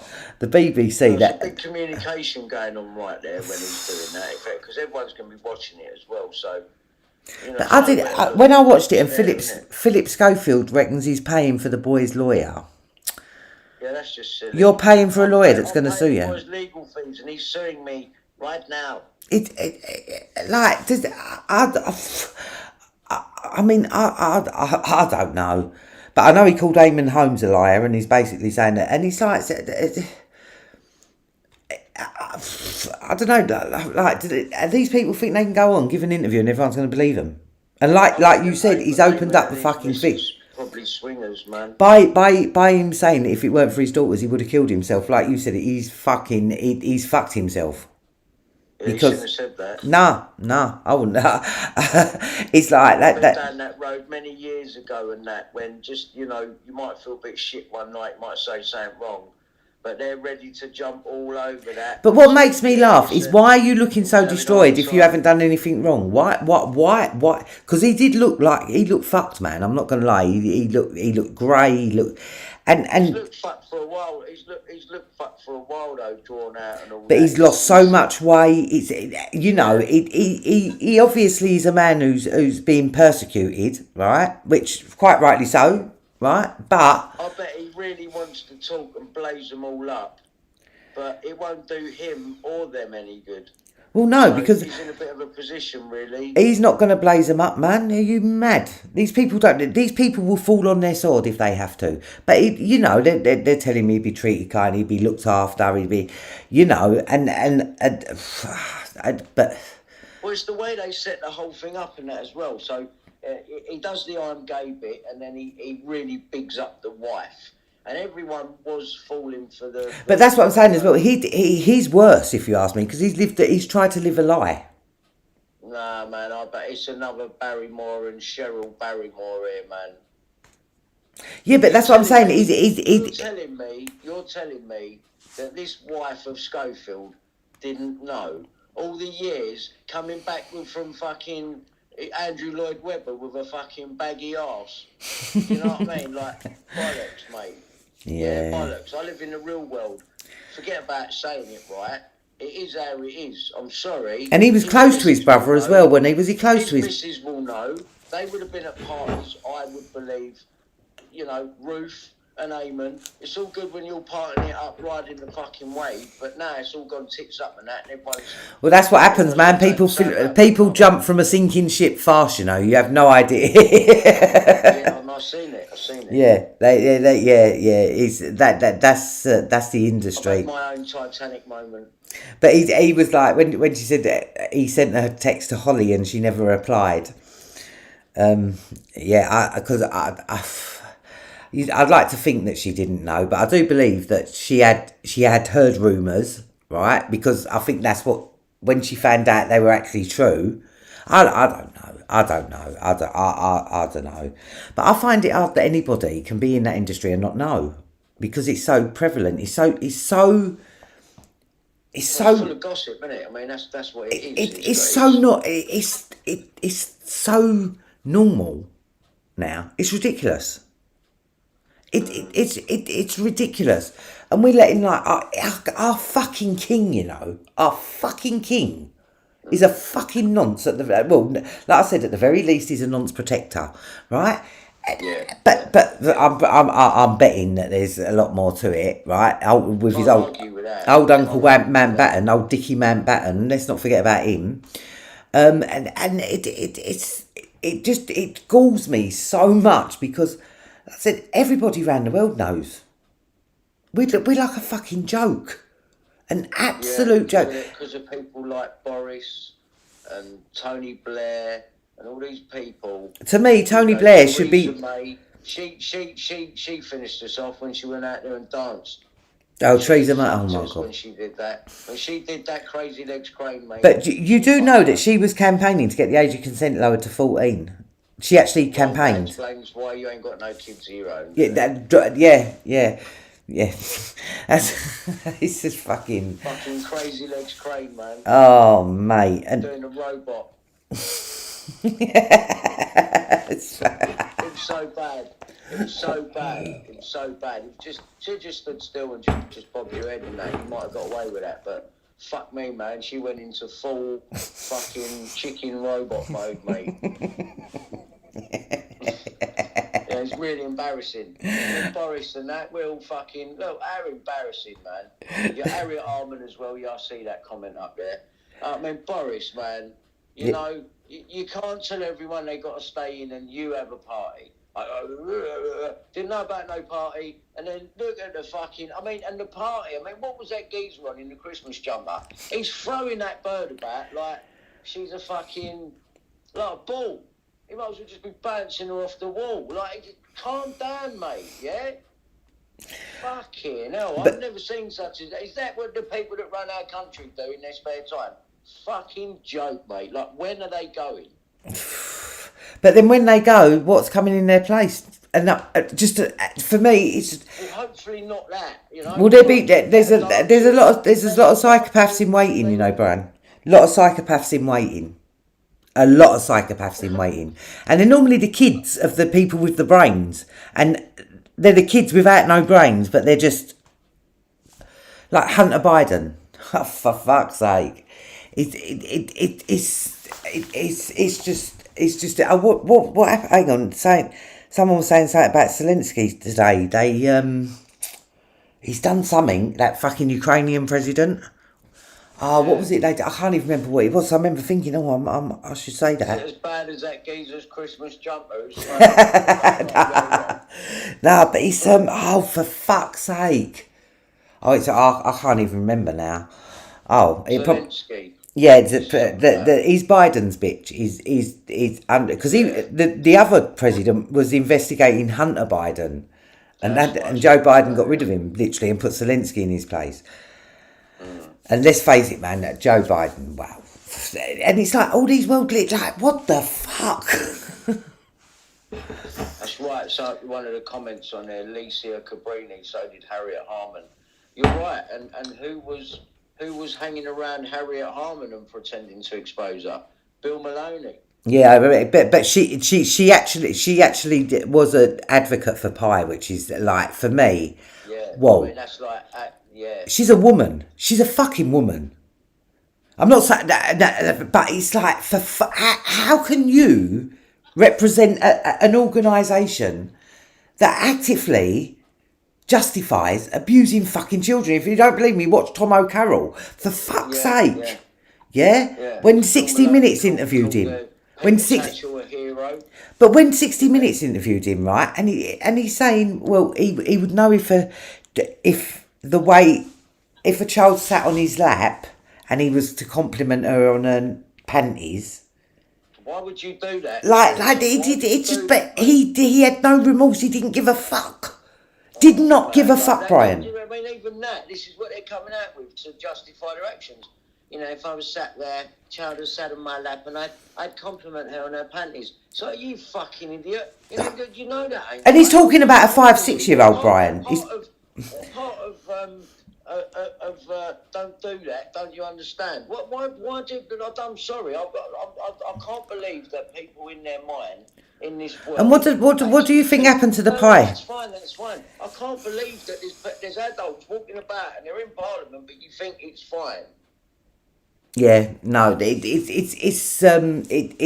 I do believe that Nambla, yeah, that's where they all went. They all went to Nambla, because like, where do you think all the American Boy Love Association? Yeah, biggest star, Steven Spielberg. Or North Atlantic Boy Love Association, somewhere. No, North American boy, man, boy. North American man, boy, love, yeah. Boy love, you know. Yeah. Boy love. It's not even girl love. No, it's boy love. It's pure boy love. It is boys. A lot of the time, it is little boys. You know. I mean, don't get me wrong. But it's boy business. Yeah. That's why all these Nazi managers have all got boy bands and stuff. I mean, it is. Yeah, it's boys. But when I watched that Japanese thing, it was mad. It was like, is this a prototype for every country in the fucking world? Like, it's just like, you know, Pop Mogul from the 90s. He's like, for fuck's sake. Or they place themselves in the jobs that put themselves around young boys. This is it, isn't it? Yeah, and that's why all the Catholic priests as well. That's why they're fucking, they're all fucking nonces. I can't say all of them because that's wrong. Actually, I shouldn't say that. Yeah, but it won't be all of them. But the majority. Let's put it this way: the majority. Thing is, I suppose really, if you actually found out the real statistics, I bet it'd be about the same in every religion. Really, we're told more about it. But I think I do believe that the Catholic religion, people, even non-religious people, Christian people, fucking Muslim, everyone, like everyone's out there doing it. Nothing like that is stopping them from doing it. You know what I mean? They're all doing it. But I don't. It's not just one group of people. When it comes to religion as well, like it doesn't make sense to me, Brian, that if you're a Catholic, you're not allowed to have you've got to abstain from sex to worship. But if you're a Protestant, you can get married. Now, you're worshipping the same God. It's the ultimate question. But I think when you make people abstain from sex, it can have an adverse effect, if you know what I mean, because it seems like I'm not saying that the Protestant priests don't do it. I'm not saying that, but I'm saying there's a lot more Catholic priests. Bishop Ball, a lot more Catholic priests that practice the art of sodomy. It seems to me. You know, I'm not saying, but I haven't. I mean, there are a few Protestant priests, but they're married a lot of the time. It doesn't. I'm not saying that's thing, but it just completely contradicts the idea of being God-fearing and a good person, doesn't it, throughout? It just completely contradicts that. Yeah. I'm a good person, I go to church every Sunday, but you fuck little boys every now and then. And the Catholic priests, they actually believe that they have a right. They actually believe that they have a right to do. That's just silly, isn't it? There you go, then. It is silly. It is silly, but it's working for them. What do you think is going to come from banging a little boy up the bum? You're going to tear his arse apart, right? And how has that got anything to do with anything? No, they want to. It's a power thing, and they want to destroy the child. They want to take. They want to get like that guy, Snuff McDaisy's Destruction, and it was like, watch as a child gets her dignity. Like what?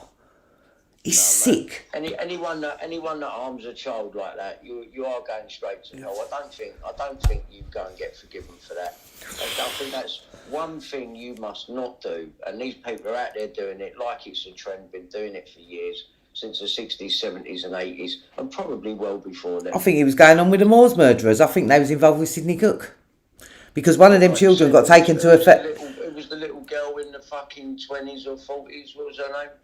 Who? It was a little girl that was acting with all the fucking adults in that in the 20s, all black and white. Shirley Temple. Baby, that she was doing baby burlesque, and this ain't just started. This is no. This paedophilia goes back to. Well, put it this way: Margaret Beaufort, who was Henry VII's mum, had him when she was 13 years of age. So it's, but it's just getting worse. Nick, what we don't realise is, well, we do, but what we didn't realise was this has been going around forever. Yeah, but on a scale now that is, Brian, the scale now is just it's mind blowing. It is mind blowing because they are fucking everywhere. Even the police people who meant to police the police, the head guy. You can't argue with that, man. They are doing it. And he was to do with the Grenfell fire. And like, what the fuck? But he only was a paedophile for 1 year. And then on top of it, look at Sherborne, and look at this Mark Thompson or whatever his name is, and that. Look at these people. It's like they're all cut from the same cloth, these people. They probably are. I mean, it sounds to me like that. I can't see the good in these humans. There's nothing good. It sounds to me that this Michael Thompson, was it? Right? He's come a long way from the T-boy now. He's Hugh Grant's lawyer. So, you know, everyone's cut from the same cloth. Yeah. You know, they read the same legal... It's just weird. They're just weird. They're weird people. Money, power, you know, fucking... And they don't care for the little person. Civil lawyers, obviously... They really don't, man. They really don't. And I've lost my faith in this world. Because these are civil lawyers, Brian. They're not criminal lawyers. These are civil lawyers. And there's a big difference, man, it seems to me. They're all still fucking lawyers. They all still talk to one another. They're all yeah. But yeah. You know, that is upsetting, really, because now you got to go through the rest of your life knowing no one gives a fuck and there's no point to any good anymore. It's fucked. It's so fucked. And Yeah. it's like the people that point it out are the fucking enemy now. We're not the enemy. We're telling the truth, man. We want normality. You're just fucking us all up.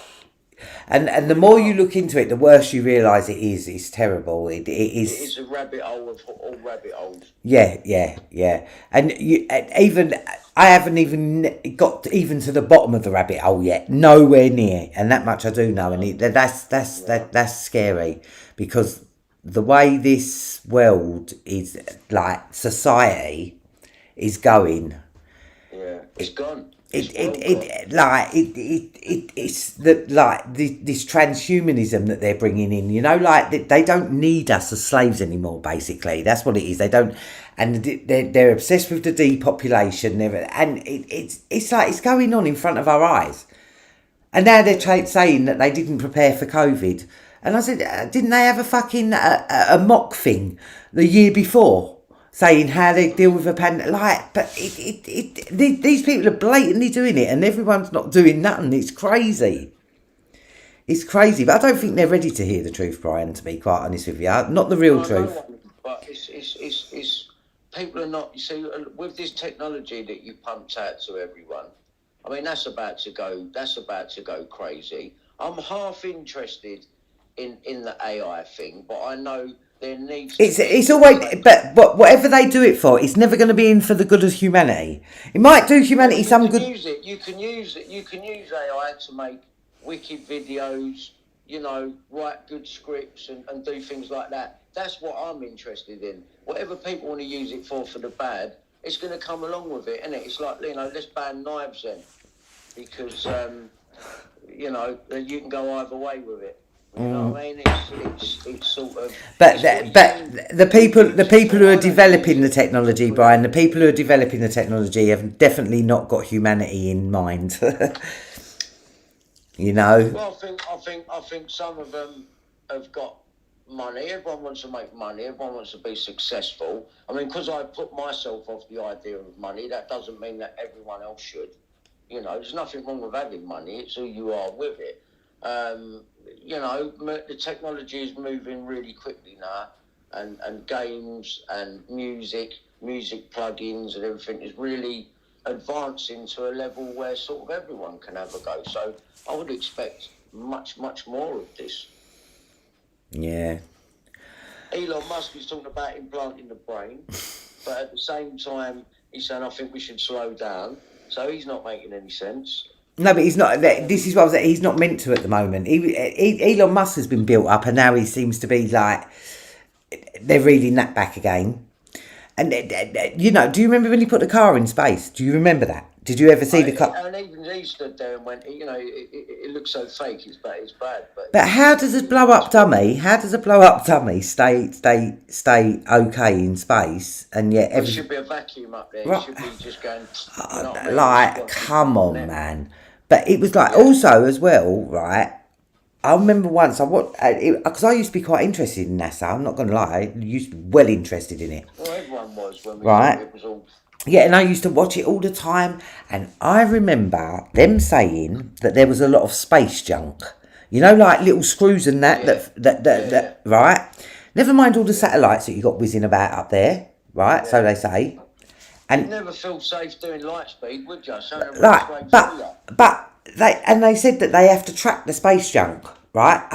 And it's like, well, how's he put a car with a fucking dummy in space? Yeah, and I also don't get how rockets are working in the vacuum of space. I'd like someone to explain that one to me as well. But I do know that just a simple observation there. But NASA in Hebrew means to deceive. Yeah, well, that's it. That's probably why it's got a fucking snake's tongue running through it. Yeah, it's a deceiver, isn't it? It was started by von Braun, wasn't it? That like the German fucking. Yeah, one of the Germans. Yeah, he's Nazi von Braun. Yeah, I know.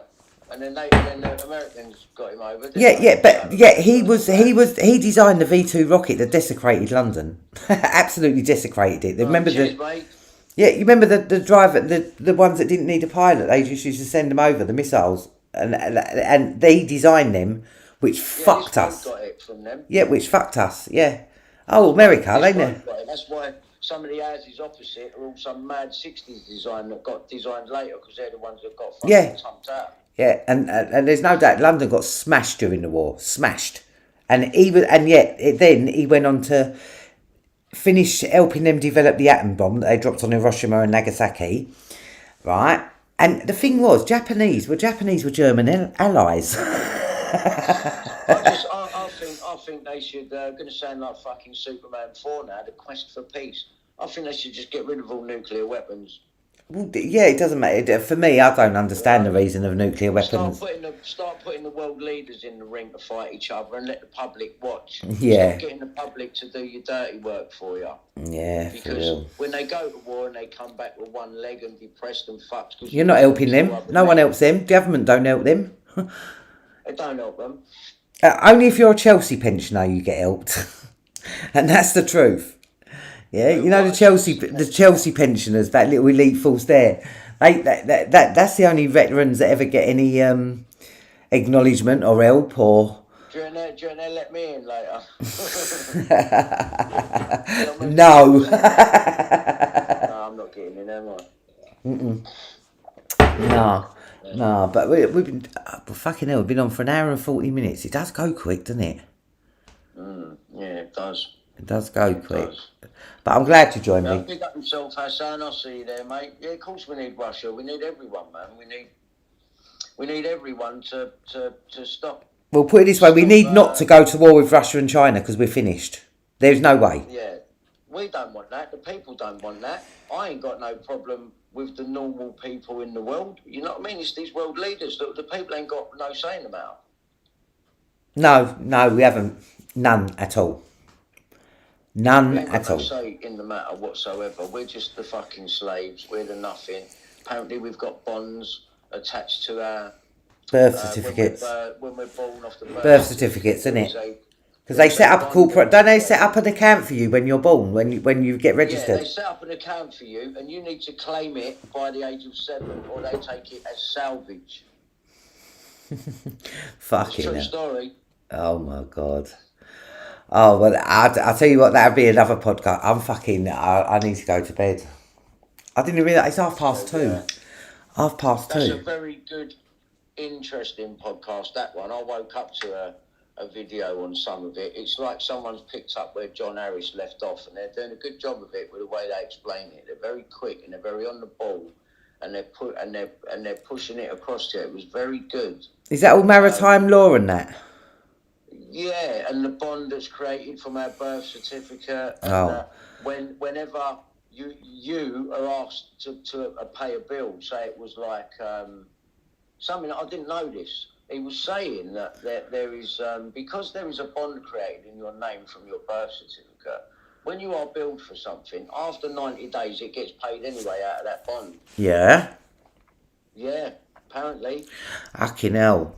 Because I know that they do set up an account, but I'm not going to lie, they ain't even got a day slave labour out of me. I'm happy about that now. And he said, you have to claim it by the age of 7, or they take it as salvage. Fucking hell. Yeah. Wow. Yeah. That's nuts. I had no idea. But it is for another time, that one. Yeah, because that maritime law thing and that is really interesting as well.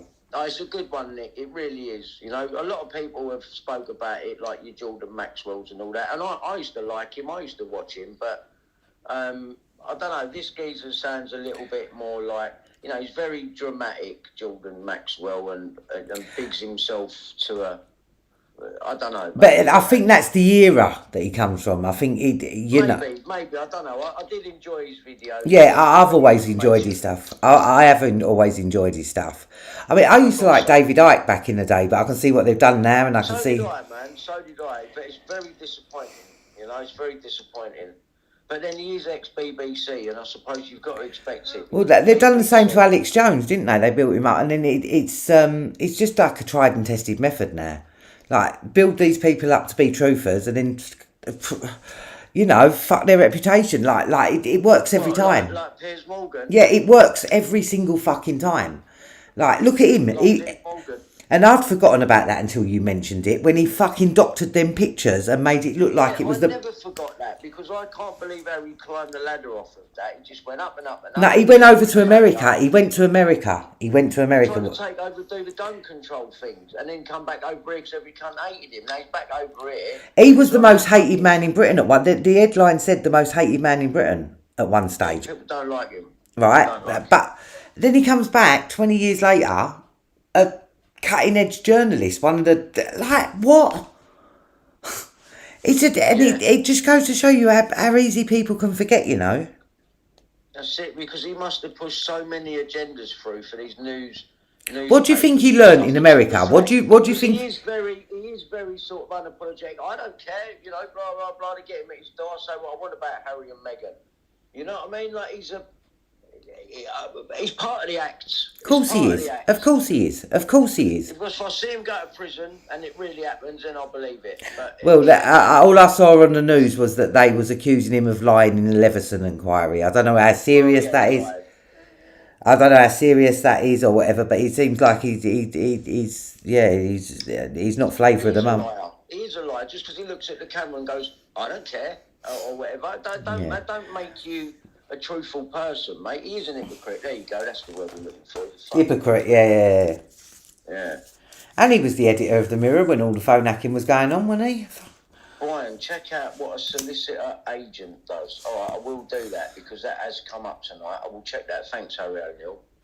What's it? Oh, right, okay, that's a solicitor agent. Oh, fuck it. Because Mark Thompson said he was acting as that on my case. Nick, that is really fucking strange. I was meant to find that thing tonight and sat and go, this ain't you, is it, mate? I sent it back to him. And you've just pulled yourself into my case about had something to do with my case. Fucking hell. If you did, you're in with Mallet and Sherborne then. No wonder you're sending me letters trying to threaten me. That's just, yeah, that's just nuts. I think it's funny. I think it's... Solicitor agent. Let me copy and paste that. I'm going to copy and paste that. Let me have a quick look. 1 second. Check that. Solicitors have agents. Probably come out of the. But what was that? What was that? It said what a solicitor. Check out what a solicitor agent. Right. Check this. Listen to this. Solicitor agent means a captive agent employed by or independently contracted with agent and free to exercise his or its own judgment as to the time and manner of performing services pursuant to a direct agreement between the solicitor agent and agent whose compensation is paid by agent and not the company. What? I don't know what that means, but it doesn't sound very good. Solicitor agent means a captive agent. A captive? What's a captive agent? A captive? Like that's weird wording, isn't it? Captive. Yeah, I'm gonna screenshot this. Captive agent. Agent means a captive agent. Maybe I should. What's captive mean? Does captive have a different meaning to what I think it does? Then is it captive? I don't know. Let's try it. It's a bit weird, isn't it? So let's open another page. Google captive agent. Captive agent meaning. Right. Let's go to that. Right. What is a captive agent? A captive insurance agent sells insurance products for only one insurance company. This parent company will typically provide their captive agents with a salary, plus commission and benefits. Captive insurance agents also benefit from the insurance company's broader marketing strategy. And they're just saying it's insurance agents, yeah? Okay. A captive agent, yeah? And then he said he was solicitor agent for news group newspapers in my claim for 3 or 4 years. Because if you heard him, he was talking like there's a slight problem. So he's distancing himself straight away. There's a problem. This is his fallback plan. But he's always been in with David Sherborne, I suspect. Fucking hell. But this is hard to understand. Solicitor agent means a captive agent employed by or independently contracted with agent and free to exercise his or his own judgment as to the time and manner of performing services. It don't tell you fuck all, does it? Really? It just that's fucking get wow. Solicitor agent definition, Law Insider. Let's try that one. Solicitor agent means a captive agent employed by. It's the same shit. It's like what the fucking hell, man? Agreements with solicitor agents are entered into between agent and the solicitor agent. So who's the agent? Me? Fucking hell, man. Who's the agent? Me? That would I didn't even understand hardly any of it. Like it's just. I know because he goes a bit muffled on a bit of it. Like he don't want me to understand it properly. Oh, I'm not going to lie. You read that to me. I did not have any idea what that fucking meant. It just sounded like a lot of. Have no obligation to pay further compensation to agent with respect to any enrolments which are originated by any solicitor agent. Fuck it. Who or which has been terminated. Hang on a minute. The company shall have no obligation to pay any further compensation to agent. Let's say I'm agent, right? Let's say I'm agent. The company shall have no obligation to pay any further compensation to agent, say me, with respect to any enrolments which are originated by any solicitor agent who or which has been terminated. It sounds very dodgy to me, very dodgy. But I still have no idea what that fucking means. Vendor agent related to solicitor agent. It says vendor agent means any person mandated by a prime vendor or consortium, joint venture to do business for and on behalf of or to represent in a business transaction the prime vendor and thereby acquire rights for the prime vendor to the prime vendor or consortium joint venture against CIPC or an organ of state and incur obligations binding the prime vendor or consortium joint venture in favour of fucking what? They understand all this. I fucking yeah. No, I ain't got a fucking clue, Brian. But it sounds very dodgy. Sounds like solicitor agent. All I know is I didn't instruct you, mate. I didn't. So on my side of things, very simply, all I can say is I had never instructed you, and if you was ever acting on behalf of me, although I thought it sounded like you was acting on behalf of the other side, which would be even worse in my case. And then you come back and threaten me later. That'd be really, that'd really start to look a certain way. Yeah. Fucking hell, man. I don't even know how you've held it together because it's just nuts. Neither do I. Like I said, I believe in God. I think, if there's any real help coming that's spiritual, that these lot seem to keep fucking up, I'd say it was coming from there. Oh, yeah. That's what I'd say it was coming from there. I know you don't believe in God, but I do. And this makes perfect sense to me, the way that these people... I believe in a higher power, Brian. I do believe in a higher power. I do believe in a higher power, 100%. So, yeah, I just choose not to call it God because I don't know. For me, 100% there's a higher power. I don't believe that there's nothing just after we die. It's... Of course there's not nothing. Otherwise we wouldn't be here. We wouldn't be talking now. We wouldn't be... Well, put it this way. At the very worst, there's nothing. But these solicitors know better. Well, of course they do. But like I said, these are civil solicitors, man. They're fucking like solicitor agents. Not very civil. But it's like solicitor agents. That just like to me, that's an agent.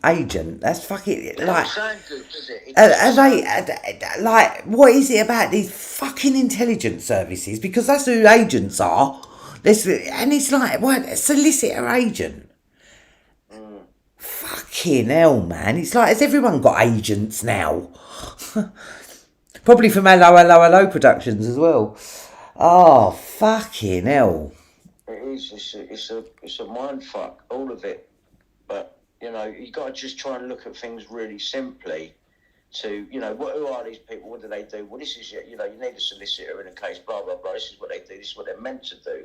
I mean, he had no time for me, the geezer. You could hear him, you know. It's like, I'm sorry to get in your way and take up your time. I'm only a phone hacking victim. Don't worry, mate. I'm not important. I just find it like, who the fuck do you think you are, mate? And now you think you can bully me? No, sorry. Yeah, no, that's a wrong move. That is such a wrong move. And if they had been watching your YouTube videos, which I'm sure they have they not clocked that, Brian? Have they not fucking clocked that it's not a good move to threaten you, for fuck's sake? Like, It's what not is wrong with really these threatening people? me. It's really not. It's really not, man, because it's just really not. You know, and that's what I'm saying. The intelligence services lacks intelligence, man. That much I do know. It's fucking It's going to come ridiculous. back on them tenfold anyway. It's not like I've got to go and do anything physical to them and that. They've done it to themselves. Yeah, no, Your words. it's The words, the pen is mightier than the sword, and you've been doing a lot of writing lately, you lot. well, yeah, too much if you ask me. Yeah. It's just, but yeah, no, but I fucking hell, it's 20-3, man. But yeah, I'm absolutely shattered. I don't even, you know, sometimes when you get adrenaline going, you know, when you like, it's like. Yeah, no, they're doing lives. I'm not gonna lie. I was come on at like 1 o'clock and thought, right, I'll do half an hour, right? And I it's was like, surprised to see you on. That's why I sent you a message. I'm surprised to see that. yeah, no, it's like sometimes like, because I was gonna do it. I told you I was gonna do a live last night, and I didn't end up doing it. And then earlier on, I said, yeah, I'm gonna do a live tonight. And then two of my mates popped round I haven't seen for ages. Yeah, and it's not like. I was thinking, oh, they'd be gone by about 10, and they was here till fucking 12:30. and I didn't want to say to him, can you? After that. Yeah, and I was like, yeah, and then it was like, nah, because I had a conversation with them about like certain things, not the paedophilia and that, but we talking about like Africa and things like that, and it's like when you get on that, and then I thought, right, I'm going to do a live now. I was all fired up. Yeah, so it's like, yeah, and it's like I'm running on adrenaline now, and the adrenaline's running out. Yeah. The adrenaline's running out. But no, thanks for joining me on. It's been a good one, man. Yeah, that's all right. That's all right. Anytime I see you live there, I thought, fuck it, I'm just sitting there. I'll see. Yeah, you can see all the comments as well, isn't it? So is it no trolls, nothing, no? Yeah, no, it's been good. Everyone's been good tonight, man. Like, good. Well, thanks for tuning in, everyone. Like, you know what I mean? Like, you're, you know, you got you some good. Hang on, what's this? You believe the papers? There's one in here. Spurs. Who are you? Just looking back over it. Well, they're gone now. Yeah, because you are actually moderator for me anyway. You are down as moderator. Yeah, I'm looking at everyone else has been caught tonight. You know, there's been sort of 60, 68 people in. Fucking hell. Yeah, thanks for tuning in. But you earlier on, Brian, you had so many people in the room, man. It was crazy. Because I only caught the end of it. How many were on side? I just thought, look, it's right there, just in front of you. I just click that button. I just want to see. And you got over 200 likes. After you said that, you got over 200 likes. Like, well, it's now sitting at over 500. So well, that's what I'm saying. Like, don't think you ain't getting out there because you are. Yeah, you are. I hope so, man. I hope so. And didn't you have like over 500 people in the room at one point? Like there was 496. Yeah, there was 547, I think. Yeah, it was, like that's a lot, Brian. That is quite a lot, you know, for someone who's been suppressed. It is a lot, and you know. I was surprised when I looked over and saw 300 and something. I was surprised. But you know, with Talk TV and that, even though they didn't portray you in a very good light, they put your name out there. They put your fucking name out there, and if they don't realise by now that any publicity ain't bad publicity, Brian. So by trying to say something about you, they've made people think, oh, let me kind of look at this BH then. Even when, you know, people that. Man, open it. But Talk TV is Murdoch owned anyway, and they've sort of. Oh yeah, I don't blame because they were. I don't blame you for not talking to them. But what I'm saying to you is they put your name out there in the mainstream, man. That's and you know it's going to make more people, and the more people who come, they're going to see that you're real. And it's. I think you're a lot further on than what you was when I first started talking to you like 2-3 years ago. Well, Sherborne's got to pull solicitors on me and start trying that shit, and he's scared. You know, he's scared. You know, I can stand there and talk freely. You'll try and make it out like I'm on some ramble, but I'm not, because if you No, give me the because you're time not and on the no ramble, platform, because you were saying, you're saying the same things as what you were saying like 10 years ago, I'll Brian. always say the same things, because it But is what it is, you've isn't just it? got more adapt at how to portray it now. That back in the day, it's driving you fucking mad. Of course it was. It was driving me Of mad. course it was. So It but it's was. not now. You're clear. You're focused. You're clear. You know what you've got to do. You put it I know into. the evidence Well, kills that's what I'm driving. saying. And because you're telling the truth, it never changes.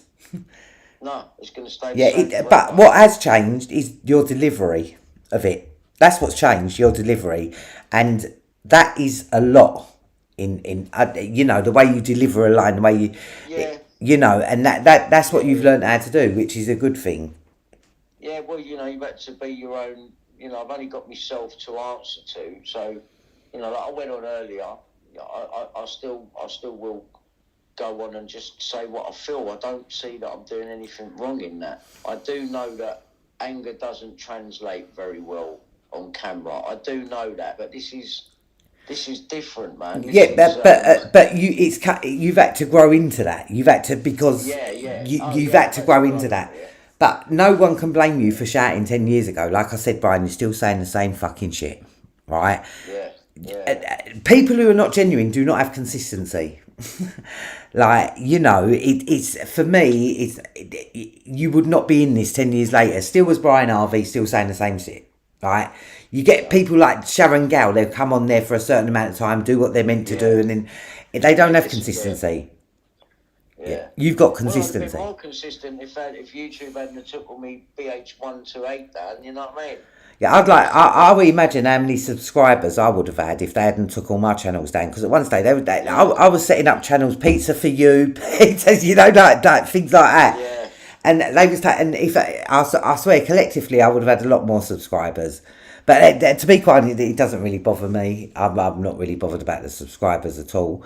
It's I think they're just shadow banning you, and again. well, I'll take that as a badge of honour then. I'll just take that as a badge of honour. That's the bottom line. Yeah. Badge of honour, man. There may be more. It goes out to more people than you probably think. I mean, a lot of people wouldn't have got a notification right now.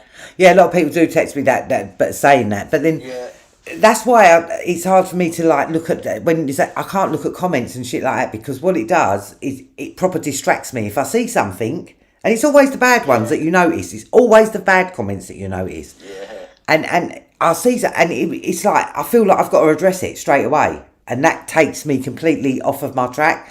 And then I realise that's part of the game. that's exactly. I realised that. I realised they know that. They know that about me. Obviously, right? So Just block them, innit? Just block them. and it, not even just block them. I just don't even read them. There's no point, because if I'm talking, why am I reading comments? I can read comments at the end if I need to. Do you know what I mean? I've got It's the comments covered a lot of the time, because I'm doing stuff on OBS and bringing videos. Yeah, but and stopping them and starting them, and so I can't see the comments most of the time. And it's not that I don't want to interact. So there's a lot of questions that come up, and I think I want to answer that now, but I'm halfway through explaining Mallet. yeah. That's why towards the end of my. That's why at the end, when I've said what I've got to say, I always look at my comments then. Yeah, I think that might be the best way, because you can scroll all the way back to the very first one, so you won't miss nothing. But it's like you also recognise names that like you recognise if you had to try and you recognise a name, and I always notice the bad comments. I don't know why. I have no idea why. Yeah. There's not so many of them anymore, Nick. I've got to be honest. You only get the odd one, and really even them, like, they're really wasting their time now, because we've gone through that era where. Well, I'll give my email address on my last live, didn't I? I give my email address, and that straight away I got an email off that Blakewood guy. Yeah. Saying, did Ben Fellows introduce you to John Wedger? And I text back no, and then I put, and furthermore, bruv, I can't be bothered with your bullshit. And did Ben Fellows introduce me to John Wedger? Yeah, introduce me to John Wedger. I have no idea where that's come from. No idea whatsoever. Well, there is absolutely no. It's just That's not that John Wedger and Bill and Ben Fellows and Bill Maloney don't know each other. You must remember it was John that took me down to meet Bill for the first time. So Yeah, but I didn't know that at first, did I? I didn't know that. I had no idea about that. Because when I asked John, when I realised, like it was quite late, it was quite, like, it wasn't straight away that I realised. And it was like, then I think I watched something of yours and I realised that you really had a problem with him. And when I said to him, what's Brian Harvey's problem? I was a hoaxed troll. Yeah, and that's what he said. He said, oh, he's one of them hoaxed trolls. And, oh, mate. But on reflection, that was a very clever thing to be saying to me. Because I was convinced at that time that the Hampstead case was real. I was absolutely convinced I was on a fucking thing about Richard Dearman. So by saying that you was a hoaxed troll, in my subconscious now... That's terrible that he's done that, you know what I mean? Because he knows damn well that ain't. Well, yeah, but so to just say that to make you think a certain way... Yeah, but the bottom line is it was quite clever, in a way. Because it made me not want to talk to you or not have nothing to do with you. Because I'm thinking, like, how can you be a hoax here? Because I'm believing these children hook, line and sinker. Yeah, no, bullshit. Yeah, but like I said, one of their operations and that, they've sort of done them throughout the years. And that was to distract and take you off the Andrew Ash scent and take everyone somewhere else, and it worked. Well, at that time, I had no idea about Andrew. I had no idea about any, and I didn't even have no idea about Andrew Ash. Nothing. Well, I went quiet for a bit because I was fucked. It fucked me. It really fucked me. 2015 was probably the worst year for me. Yeah, you know, even throughout all of it, 2015 was for me. That was a changing year. For me. Yeah, that's when you had to. That's when you ran yourself over, wasn't it? No. 2015 was the year Puddick said about me being sectioned and all that, and this was the year really I felt the wrath of these people are all connected, big time.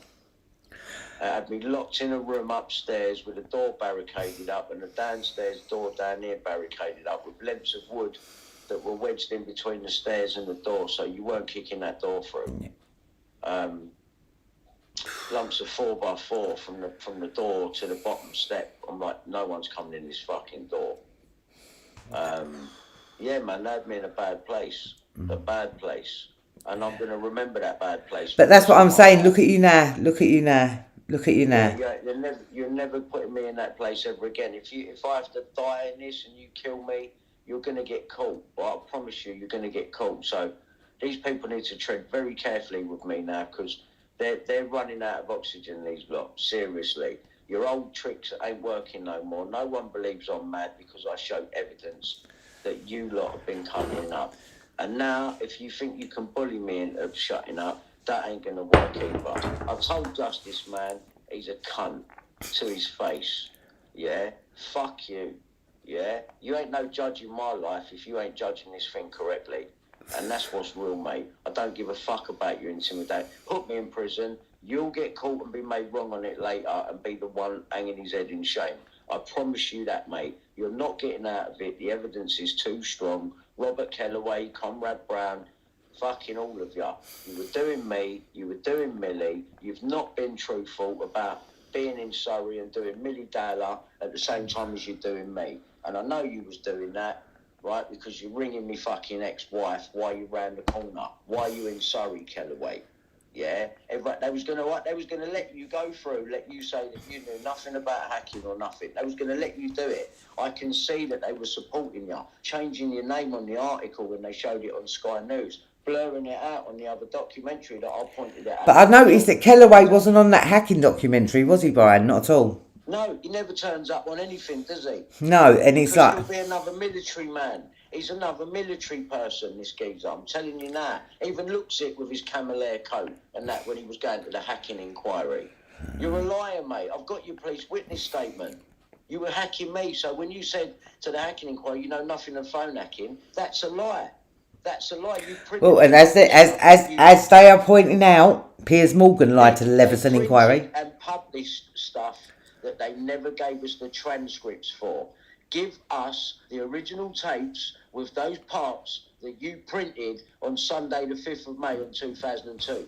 Give me the original tapes unedited. I want to hear them, and I want to hear what else is on them tapes, because whatever's on them tapes, yeah, Glenn Mulcair was writing it down on page 59 and probably page 61, 62, God knows how many of them they were, yeah, but you are protecting Kellaway for a reason, yeah, and Mazza was there, and I'm telling you, he was with Conrad, and they were tapping Millie Dowler because they knew that girl was being trafficked. That is the only reason you tap a 13-year-old school. Yeah, I know, yeah. There's no... And you did end up using the Dowlers as your star witnesses in the Leveson inquiry. Right? Yeah. You did. And he was pointing his hands down on every TV interview that he does. He's sitting there doing the same thing when he was talking to Cameron, when he's on Crime Watch. He's doing the same thing. And Sean Jenkins was doing the same thing with a daughter that was roughly about the same age as Millie. Yeah?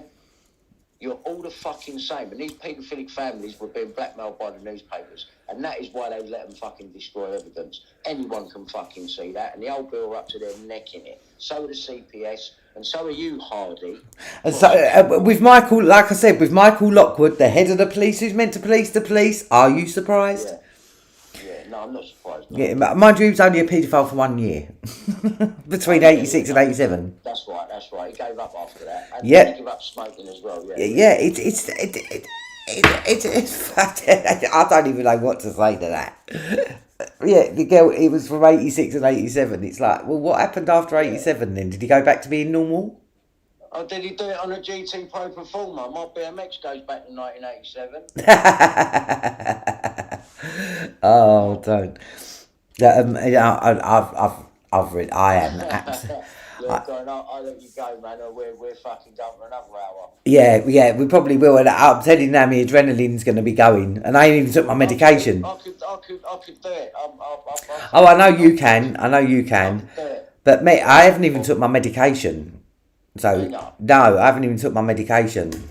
So, like... There'll be no talking. Yeah. It's bad. But I'll speak to you tomorrow anyway, Bri.